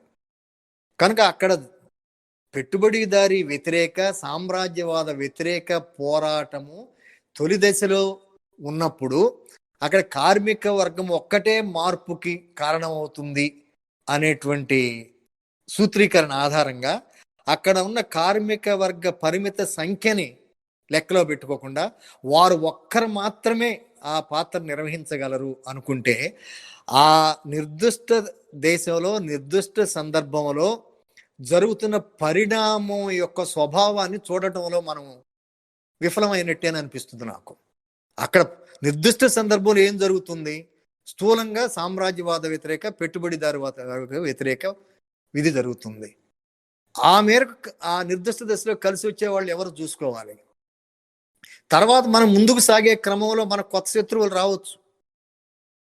అందుచేత శ్రామిక వర్గ సిద్ధాంతం అనేటువంటిది కేవలము శ్రామికులు మాత్రమే, శ్రామిక వర్గ, అది పారిశ్రామిక శ్రామిక వర్గం మాత్రమే మార్పుకి కారణం అవుతుందంటే ఆ దశ వేరు. శ్రామిక వర్గం మెజారిటీగా ఉన్నప్పుడు వాళ్ళ ఆలోచన ఆధారంగా అక్కడ మౌలిక మార్పుకు పూనుకోనడం వేరు. వెనిజులా లాంటి ఒక దేశంలో, అందుట్లోనూ అమెరికా సామ్రాజ్యవాదానికి పెరడుగా ఉన్నటువంటి లాటిన్ అమెరికాలో ఒక దేశంలో, అందులో మీకు తెలుసు open veins of Latin America అని పుస్తకం, దానిలో గత 500 ఏళ్ళుగా లాటిన్ అమెరికాలో వాళ్ళ మూలుగలను కూడా ఎలా పీల్చుకొని పిప్పి చేశారో మనకు తెలుసు. ఆ నేపథ్యంలో పెట్టుబడిదారీవేతర దిశగా చావెజ్ నాయకత్వంలో జరుగుతున్న పరిమిత ప్రయత్నంలో శ్రామిక వర్గ పాత్రను మీరు చూసినప్పుడు ఆ శ్రామిక వర్గం యొక్క సంఖ్య ఎంత, అది నిర్వహించగలిగిన పాత్ర ఎంత అనేది చూడాలి. అలా చూసినప్పుడే ఆ నేపథ్యంలో సామాజిక వామపక్షం లేదా నూతన వామపక్షం లేదా వామపక్షాన్ని విస్తృత ప్రాతిపదికగా పునర్నిర్మాణం చేయాలనేటువంటి మార్తా హార్నేకర్ లాంటి వారి ఆలోచనకు ఉన్నటువంటి ప్రాసంగికత, సాపేక్ష ప్రాసంగికత మీకు అర్థమవుతుంది.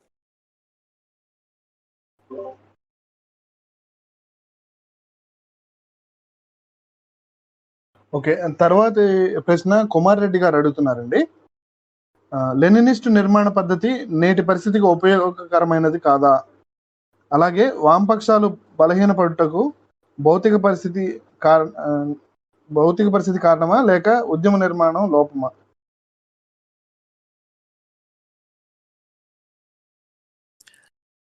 లెనినిస్ట్ పార్టీ నిర్మాణం అనేటువంటిది రష్యా పరిస్థితుల నేపథ్యంగా సాగిందండి. మనకి రష్యాలో 19వ శతాబ్దపు చివర అంటే అక్కడ సంస్కరణల ప్రారంభమైన 1861 నుండి అక్కడ వస్తున్న మార్పులను చూసుకుంటే ఆ నేపథ్యంలో అక్కడ సామాజిక రాజకీయ మార్పుకి పూనుకోవాలనుకున్నప్పుడు అక్కడ ఉండవలసినటువంటి పార్టీ నిర్మాణం ఏ విధంగా ఉండాలి అనేది లెనిన్ చేసిన ఆలోచన. అప్పటికి అప్పటికి జర్మన్ సోషల్ డెమోక్రటిక్ పార్టీ నిర్మాణం అది ఒక పక్క ఉంది.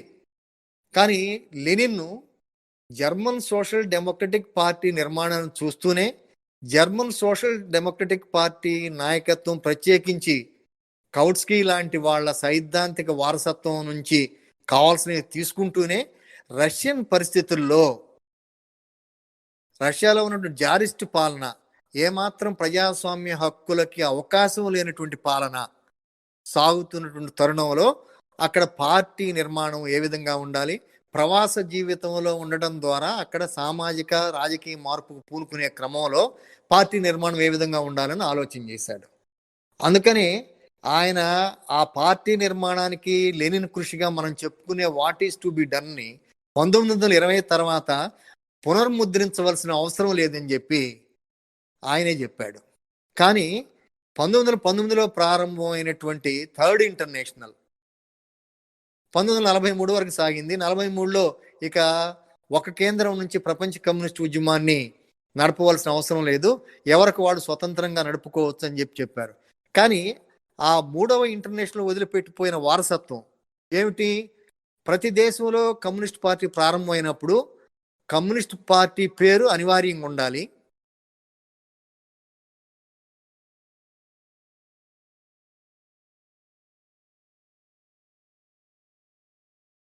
ఆ 43 తర్వాత ప్రారంభమైన కమ్యూనిస్ట్ పార్టీలో కూడా వాటి నిర్మాణం అంతా కూడా లెనినిస్టు లేక బోల్షివిక్ నమూనాలోనే సాగింది.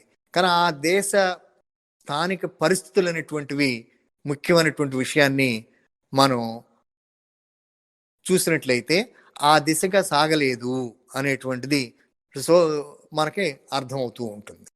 అందుచేత లెనినిస్ట్ పార్టీ నమూనా దాంట్లో పనికొచ్చే సార్వత్రిక అంశాలను తీసుకోవటంలో తప్పులేదు. కానీ ఆయా దేశ కాలమాన పరిస్థితుల్లో వామపక్ష పార్టీని నిర్మించేటప్పుడు మనం అక్కడున్న ప్రత్యేకతలను తీసుకోవాలి. ఇప్పుడు మన దేశంలో ఉంది ఒక ప్రవాసంలో ఉండే పార్టీ నిర్మాణం మాదిరి ప్రజా జీవితంలో పార్లమెంటరీ రాజకీయాల్లో ఉండేటువంటి పార్టీలకు ఉండవలసిన అవసరం ఏమిటి? అలానే కేంద్రీకృత ప్రజాస్వామ్యం అనేటువంటిది ఆ అవసరం ఏమిటి? కానీ ఇలాంటి సమస్యలను మనం దృష్టిలో పెట్టుకొని చూసినప్పుడు 20వ శతాబ్ద ప్రయోగాల మూలంగా ఈ లెనినిస్ట్ నమూనాని యూనివర్సలైజ్ చేసి అబ్సొల్యూటైజ్ చేసి ఆ స్థానికంగా ఉన్నటువంటి పరిస్థితులకు నిమిత్తం లేకుండా దాన్ని అనుకరించడం మూలాన చాలా నష్టం జరిగింది అనేటువంటిది గుర్తుపెట్టుకోవాలి మనం. కనుక ఆ విధంగా చూసినప్పుడు మనకి ఇది ఇబ్బందికరమైంది.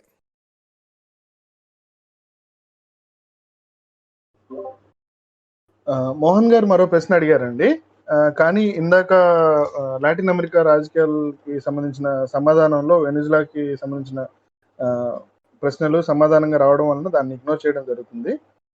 రామానాయుడు గారు అడిగారు ఒక ప్రశ్న, దానిలో పెట్టుబడిదారీ అభివృద్ధికి సామ్రాజ్యవాదానికి మధ్య వైరుధ్యం లేనప్పుడు అది అంతిమంగా గ్లోబలైజేషన్కి దారితీస్తుంది కదా, వాటికి వ్యతిరేకంగా పోరాటం ఎలా ఉంటుంది? ఇది రామానాయుడు గారి ప్రశ్న.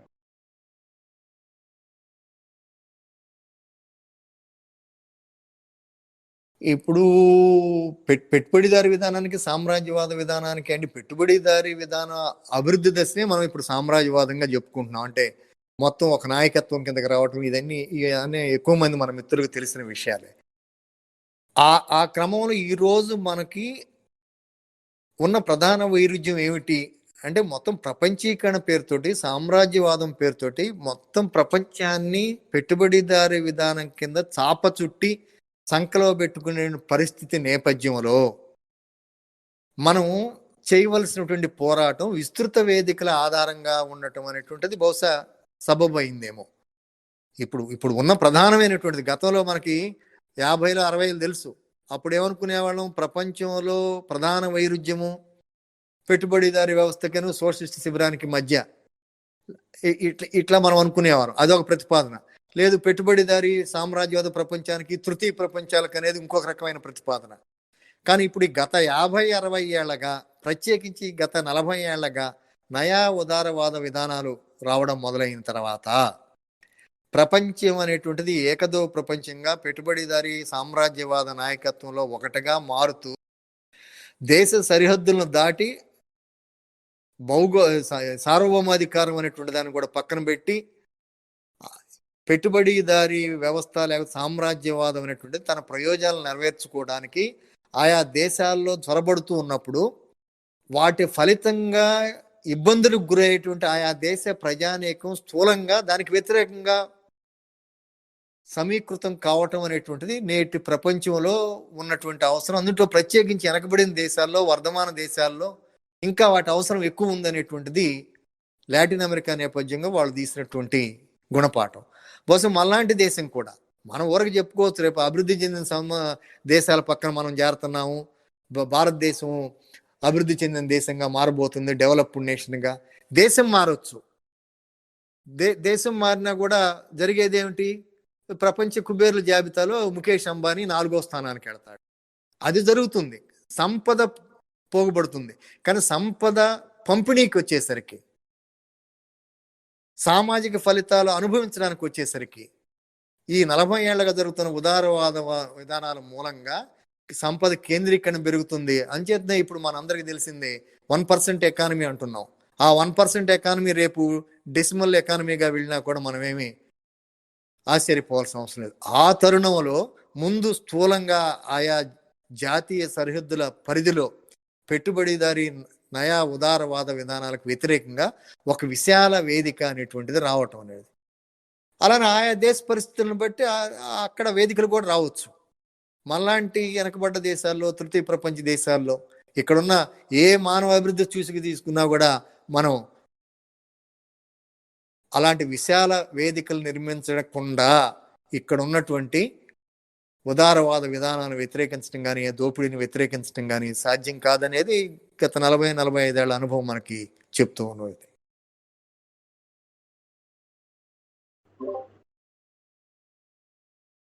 తరువాతి ప్రశ్న ఆర్కే గారు అడుగుతున్నారండి.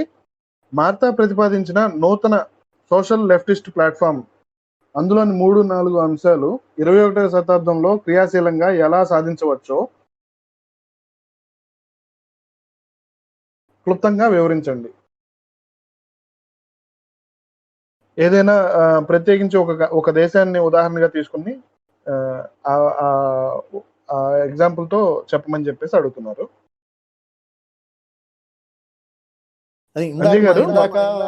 వేరే మిత్రులు వేసినటువంటి ప్రశ్నకి మనం మాట్లాడుతున్న ప్రశ్నకి మీద చర్చిస్తున్నప్పుడు ఆ అంశం వచ్చింది. మన దేశానికి సంబంధించి మనం చాలా విపులంగా చెప్పుకున్నాం. అది బహుశా కృష్ణయ్య గారు అనుకుంటా. మన దేశంలో నూతన సామాజిక ఉద్యమాలు మనం దళిత ఉద్యమం అనుకున్నాము, అలానే స్త్రీవాద ఉద్యమం అనుకున్నాము, పర్యావరణ ఉద్యమం అనుకున్నాము. ఇప్పుడు అలానే నీటికి సంబంధించి కొంతమంది నీరు, దాని విలువ, రాబోయే రోజుల్లో వాటర్ వార్స్ జరగబోతున్నాయి అంటున్నారు, దాని బ్లూ గోల్డ్ అంటున్నాం. మరి ఇలాంటి విషయాలలో అంటే మన దేశంలో కూడా ఈ ఉద్యమాలు తొలి దశలోనే ఉండొచ్చు, పర్యావరణానికి సంబంధించో మరొక దానికి సంబంధించి. కానీ అలాంటి ఉద్యమాల పట్ల వామపక్ష పార్టీలకు ఉన్న వైఖరి ఇందాక చాలా విపులంగానే మాట్లాడుకున్నాం.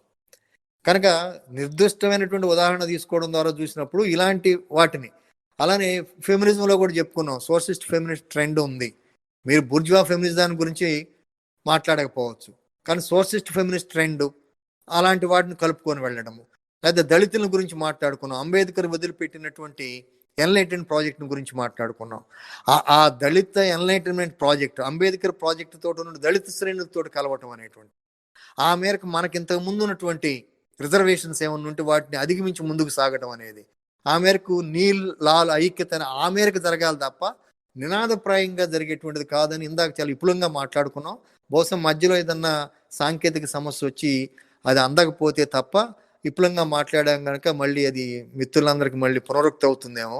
అంచేత ఇలాంటి నూతన సామాజిక శ్రేణులని అవి ఏ దశలో ఉన్నప్పటికీ మనలాంటి దేశంలో వాటిని పక్కన పెట్టి ఆదివాసీల సమస్యలను కానీ, దళితుల సమస్యలకు కానీ, స్త్రీల సమస్యలకు కానీ, లేకపోతే పర్యావరణ ఇలాంటి మన భారతదేశ పరిస్థితుల్లోనే చూడవచ్చు. అంజయ్ గారు, నా మాట వినపడుతుందా? వినపడుతుంది. ఇందాకటి ప్రశ్నకి సమాధానం మధ్యలో ఆగిపోయింది, మీరు డిస్కనెక్ట్ అయ్యారు. ఓకే, వాతావరణం గురించి వాటి గురించి వివరిస్తున్నారు, మధ్యలో ఆగిపోయింది. చెప్పమంటారా? మీరు పూర్తి చేస్తే తర్వాత ప్రశ్నకు వెళ్తాం. ఓకే.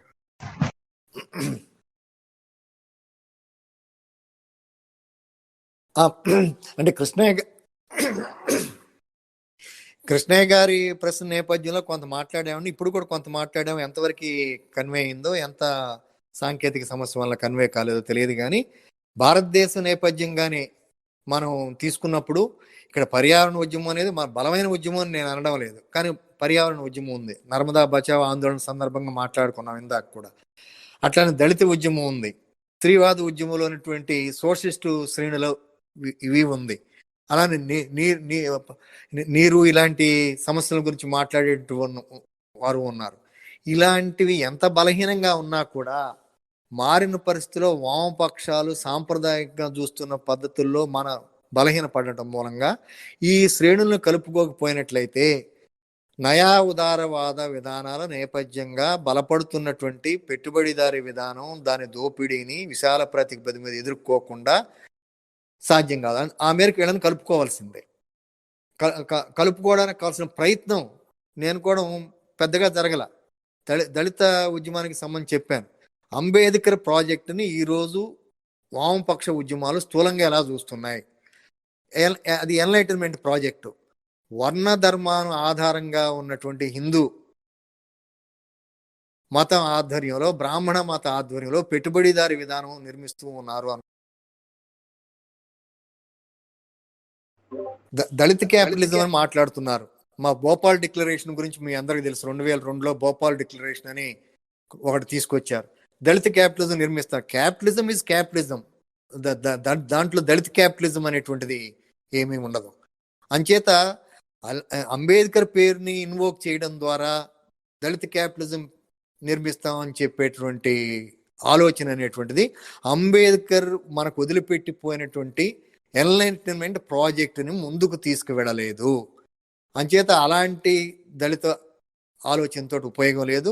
కానీ అంబేద్కర్ ఎన్లైటన్మెంట్ ప్రాజెక్ట్ తోటి ఏకీభావం ఉన్నటువంటిది దళిత శ్రేణులతోటి వామపక్షాలు కలిసి ముందుకు వెళ్ళవలసినటువంటి అవసరం ఉంది.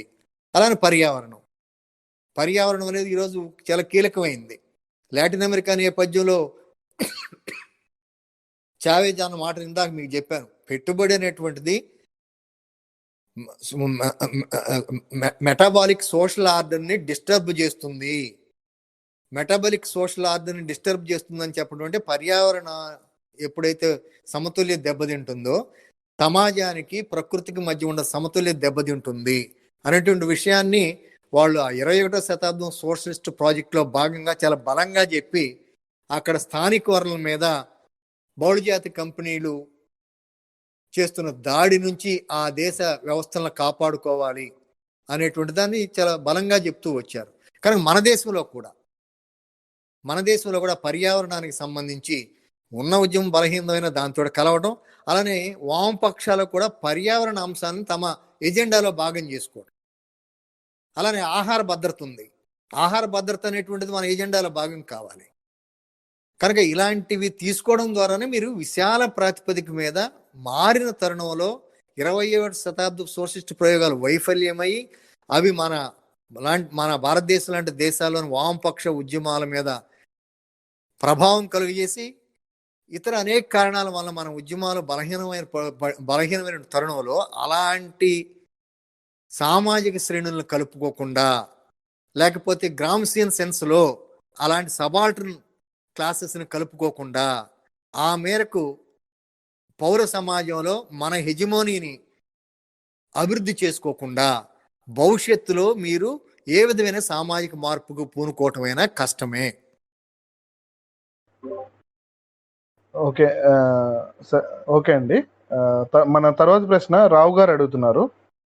కమ్యూనిస్టు ఉద్యమం మొదటి నుండి కేవలం కార్మిక ఉద్యమంగానే లేదు, దోపిడీకి గురవుతున్న సకల వర్గాలను కలుపుకొని పోరాడుతున్న ఐక్య ప్రజా ఉద్యమంగానే కొనసాగింది. అయితే కార్మిక వర్గం ప్రముఖ పాత్ర నిర్వహించి ఉండవచ్చు. ఇది వాస్తవం కాదా? కమ్యూనిస్ట్ ఉద్యమం మన దేశంలోనే వేరే దేశంలోనే దాన్ని బట్టి ఉంటుందండి. మన దేశానికి వస్తే కార్మిక వర్గం అనేటువంటిది కమ్యూనిస్ట్ పార్టీ ప్రారంభమైన దినాల్లో చాలా చాలా తక్కువ. బ్రిటిష్ వాళ్ళ కాలంలో అభివృద్ధి అయినటువంటి పారిశ్రామిక రంగం తీసుకున్నట్టు చాలా తక్కువ. కనుక ఆ మేరకు సంకరిచ్చే వాళ్ళు తక్కువే. అందుచేత ఆ రోజు మనం మిగతా శ్రేణులు, అది రైతాంగ ఉద్యమాలు, దాని ఏమన్నా భూస్వామ్య వ్యతిరేక విధాన వ్యతిరేక ఉద్యమాలు, దాని రూపమే మనకి తెలంగాణ పోరాటం అనేటువంటిది. కనుక అలాంటి ఉద్యమాలు తీసుకొని కొంత మనం పనిచేసాం. కానీ 60లు 70ల తర్వాత మనం నిర్మిస్తున్నటువంటి కార్మిక వర్గ ఉద్యమం అనేటువంటిది ప్రధానంగా సేవారంగమో లేకపోతే పారిశ్రామిక కార్మిక వర్గ రంగమో పరిమితమైనప్పుడు, అక్కడ కూడా ఆర్థిక పోరాటాలకే పరిమితమైనప్పుడు, ఆ వర్గాల ఉద్యమాలు, ఆ ఆర్థిక పోరాటాలనే మనం రంగం మీదకి తీసుకొస్తున్నప్పుడు మిగతా శ్రేణులు మనతోటి ఎందుకు వస్తాయి? వాటిని వచ్చే విధంగా మనం నిర్మించుకుంటూ ఉండాలి కదా. మన దేశంలో ఉన్నటువంటి నిర్దిష్ట పరిస్థితుల్లో నిర్మించుకుంటూ ఉండాలి. కొంతమేరకు ఎంఎల్ ఉద్యమాలు వచ్చినప్పుడు ఆదివాసీలని సమీకరించడానికి ప్రయత్నించాయి. కానీ తర్వాత కాలంలో చూసినట్లయితే భారతదేశంలో పారిశ్రామిక రంగానికో లేకపోతే సేవా రంగానికో పరిమితమయ్యి ఉన్నటువంటి ఆర్గనైజ్డ్ లేబర్ ఇంట్రెస్ట్ను మనం ప్రధానంగా తీసుకుంటున్నాం తప్ప అనార్గనైజ్డ్ లేబర్ సెక్టార్ అనేటువంటిది మన దేశంలో చాలా కీలకమైనటువంటి, ఆ కీలకమైనటువంటి దానికి సంబంధించి సరే ప్రభుత్వం దగ్గర ఎక్కడా లెక్కలు ఉండవు, ఉన్నా మనకు అందవు.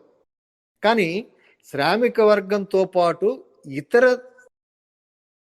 ప్రజారాసులని, శ్రేణులని మనం కలుపుకొని వెళ్ళాలి అనుకున్నప్పుడు ఆ అనార్గనైజ్డ్ సెక్టార్లో ఉన్నటువంటి వాళ్ళు రోడ్డు పక్కన చిన్న చిన్న బడ్డీ కొట్లు పెట్టుకోవచ్చు, లేకపోతే బజ్జీ కొట్లు పెట్టుకోవచ్చు, లేదా అరటి పండ్లు అమ్మవచ్చు, లేకపోతే ఇలాంటి వాళ్ళు ఎంతమంది ఉన్నారు? ఎంత పెద్ద అనార్గనైజ్డ్ సెక్టార్ మన దేశంలో ఉంది. అలాంటి రంగంలో ఉన్నటువంటి వాళ్ళ ప్రయోజనాలను మనం ఈ ఉద్యమాల, వామపక్ష ఉద్యమాల వేదికల మీద ఏ మేరకు తీసుకుంటున్నాము? అలా తీసుకున్నప్పుడు కదా విస్తృత శ్రేణుల ఆధారంగా మారిన పరిస్థితుల్లో మీరు తిరిగి మళ్ళీ వామపక్షాన్ని బలోపేతం చేసుకోవడం కానీ, పెట్టుబడిదారి వ్యతిరేక ఉద్యమాలను బలోపేతం చేసుకోవడం కానీ అలాంటి సందర్భంలో సాధ్యం అవుతుంది తప్ప మనలాంటి దేశంలో అనార్గనైజ్డ్ సెక్టార్ను వదిలిపెట్టి కేవలం ఆర్గనైజ్డ్ సెక్టారు, అందులోనూ పారిశ్రామిక రంగం, దాంట్లో కూడా వర్క్ ఫోర్స్ అనేది తగ్గుతూ వస్తుంది ఆటోమేషన్ మూలంగా, ఇతర సాంకేతిక రంగంలో వస్తున్న మార్పుల మూలంగా. అలానే సేవా రంగంలో కూడా వస్తున్నటువంటి కంప్యూటరైజేషన్ వల్ల ఇటు వల్ల కూడా సంఖ్య తగ్గుతూ వస్తుంది. వాళ్ళ ప్రయోజనాల గురించి మాట్లాడడం ఒక ఎత్తు కాదనం. కానీ మన దేశంలో ఇప్పుడు వస్తున్నటువంటి న్యూ లేబర్ లాస్ కాంటెక్స్ట్లో కానీ, అనార్గనైజ్డ్ సెక్టార్ గురించి కానీ మనం మాట్లాడకుండా విశాల వేదిక అనేటువంటిది, పెట్టుబడిదారు విశాల వేదిక అనేటువంటిది నిర్మించడం గతంలో మనం అనుసరించిన ఆలోచనతో ఉంటే సాధ్యం కాదు. ధన్యవాదాలు అంజయ్ గారు. చాలా విస్తృతంగా ప్రతి ప్రశ్నకి చాలా వివరంగా సమాధానం ఇవ్వడానికి ప్రయత్నించారు. అలాగే ఇప్పుడున్న పరిస్థితుల్లో నూతన విధానాలు, నూతన మార్గంలో ఏ విధంగా వామపక్ష ఉద్యమాలు నడవాలనే దాని గురించి, అలాగే మార్తా హెర్నేకర్ గారి గురించి కూడా చాలా ఆసక్తి రేకించే విధంగా అందరినీ అధ్యయనానికి పురుకొల్పే విధంగా అవగాహన కల్పించారు. మీరు ఏదైనా కంక్లూడింగ్ రిమార్క్స్ ఇస్తే సెషన్ ముగించుకుందాం అంజయ్ గారు. మిత్రులారా, ఈ రకమైన పద్ధతుల్లో ఇలాంటి విషయం మీద మాట్లాడే అలవాటు నాకు పెద్దగా లేదు. మిత్రుడు జయప్రకాష్ గత 2 నెలలుగా అడుగుతూ ఉంటే ఎందుకో ఈ రకమైన పద్ధతిలో మాట్లాడడానికి కొంత వెనుకాడాను. మొత్తంగా నన్ను అటు ఇటువైపు నెట్టి ఈ రకమైన పద్ధతుల్లో, ఈ రకమైన వేదిక మీద, ఈ మారిన సాంకేతిక పరిజ్ఞానం ఆధారంగా ఇలాంటి చర్చకి అవకాశం కల్పించి మీతోటి నాకు తెలిసిన విషయాలు పంచుకోవడానికి అవకాశం కలిగించినందుకు జయప్రకాష్కి, పాల్గొన్న మీ అందరికీ, అనేక ప్రశ్నలు వేసినటువంటి మిత్రులకి, వారందరికీ కూడా నేను సంపూర్ణంగా సంతృప్తికరంగా సమాధానం ఇచ్చి ఉండలేకపోయి ఉండవచ్చు. అయితే ఇక్కడ మార్తా హర్నేకన్ గురించి ప్రధానంగా మాట్లాడాం కనుక, లాటిన్ అమెరికా నేపథ్యంగా గత 20 సంవత్సరాలుగా వాళ్ళు చేస్తున్న సైద్ధాంతిక కృషిని మనం ఇక్కడ రేఖామాత్రంగా చర్చించడానికి ప్రయత్నించాం కనుక, దాని పూర్తి లోతుల్లోకి, అలానే వారి సైద్ధాంతిక వారసత్వంలో ఉన్న ఇతర సమస్యల జోలికి వెళ్ళడానికి మనకి అవకాశం లేదు. ఆ మేరకు నేను అవకాశం తీసుకోవడానికి కూడా ప్రయత్నించలేదు. అయితే ఇప్పుడు వారి వారసత్వం అనేటువంటిది మన ముందుంది. దాని లఘుబిగువులు ఏమిటి, దానికి ఏమైనా సమస్యలు ఉన్నాయా, దాని లోతుపాతులు ఏమిటి, దాన్ని ఇంకా పరిపుష్టం చేయవలసి ఉందా, లేకపోతే దాంట్లో ఉన్న పరిమితులను ఇంకేమైనా అధిగమించవలసి ఉందా అనేటువంటిది చాలా పెద్ద సమస్య. దానికి మనకి ఈ 21వ శతాబ్దంలో అందుతున్న అదనపు ఇదేమిటంటే MEGA2 పేరుతోటి మార్క్స్ రచనలన్నీ కూడా, ఏంగెల్స్ మార్క్స్ రచనలన్నీ కూడా అక్షరశః మనకి వస్తూ ఉన్నాయి. ఇప్పటికే 67-70 సంపుటాలు వచ్చేసాయి. అయితే అవన్నీ కూడా వాళ్ళు ఏ భాషలో రాస్తే ఆ భాషలో వస్తున్నాయి. అంచేత మార్క్స్ని తిరిగి పునరావిష్కరణ చేసేటువంటి పని ఆయన సంపూర్ణ రచనల ద్వారా ఒక అవకాశం వస్తుంది. ఈ నేపథ్యంగా లాటిన్ అమెరికా ఒక అతను చెప్పినటువంటి దీంతో నేను ముగిస్తాను. ఇది మార్క్స్ది మామూలుగా 20వ శతాబ్దం మార్క్స్ అన్నారు, కానీ 20వ శతాబ్దం కంటే 21వ శతాబ్దం మార్క్స్ అని చెప్పి అన్నోన్ మార్క్స్ గ్రంథ రచయిత, ఆర్థికవేత్త గంటాపదంగా చెప్తున్నాడు. ఆ మేరకు మార్క్స్ సంపూర్ణ సాకల్య రచనలు మనకు ఈ శతాబ్దంలో అందుబాటులోకి రాబోతున్నాయి. త్వరలోనే మనకు తెలిసినటువంటి విదేశీ భాషల్లో కూడా వస్తాయని చెప్పి ఆశిద్దాం. అలాంటి వారసత్వం మనకి ఇంకా అందబోతూ ఉంది. ఆ వారసత్వ నేపథ్యంలో, లాటిన్ అమెరికా అనుభవాల నేపథ్యంలో, 20వ శతాబ్దం సోషలిస్టు ప్రయోగాల నేపథ్యంలో, చివరిగా ఈ గత 45 ఏళ్లగా జరుగుతున్నటువంటి నయా ఉదారవాద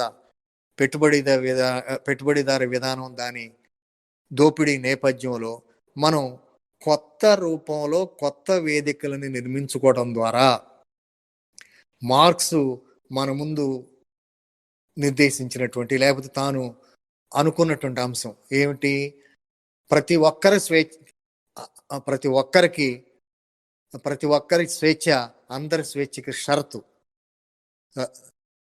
The freedom of an individual is a condition for the freedom of the entire society అనేటువంటి ఆలోచన దిశగా బహుశా కొత్త ప్రయత్నాలు సాగవలసినటువంటి అవసరం ఉందని భావిస్తూ, నాకు ఈ అవకాశం ఇచ్చిన మీ అందరికీ కూడా మరొకసారి కృతజ్ఞతలు తెలియజేసుకుంటూ సెలవు తీసుకుంటాను.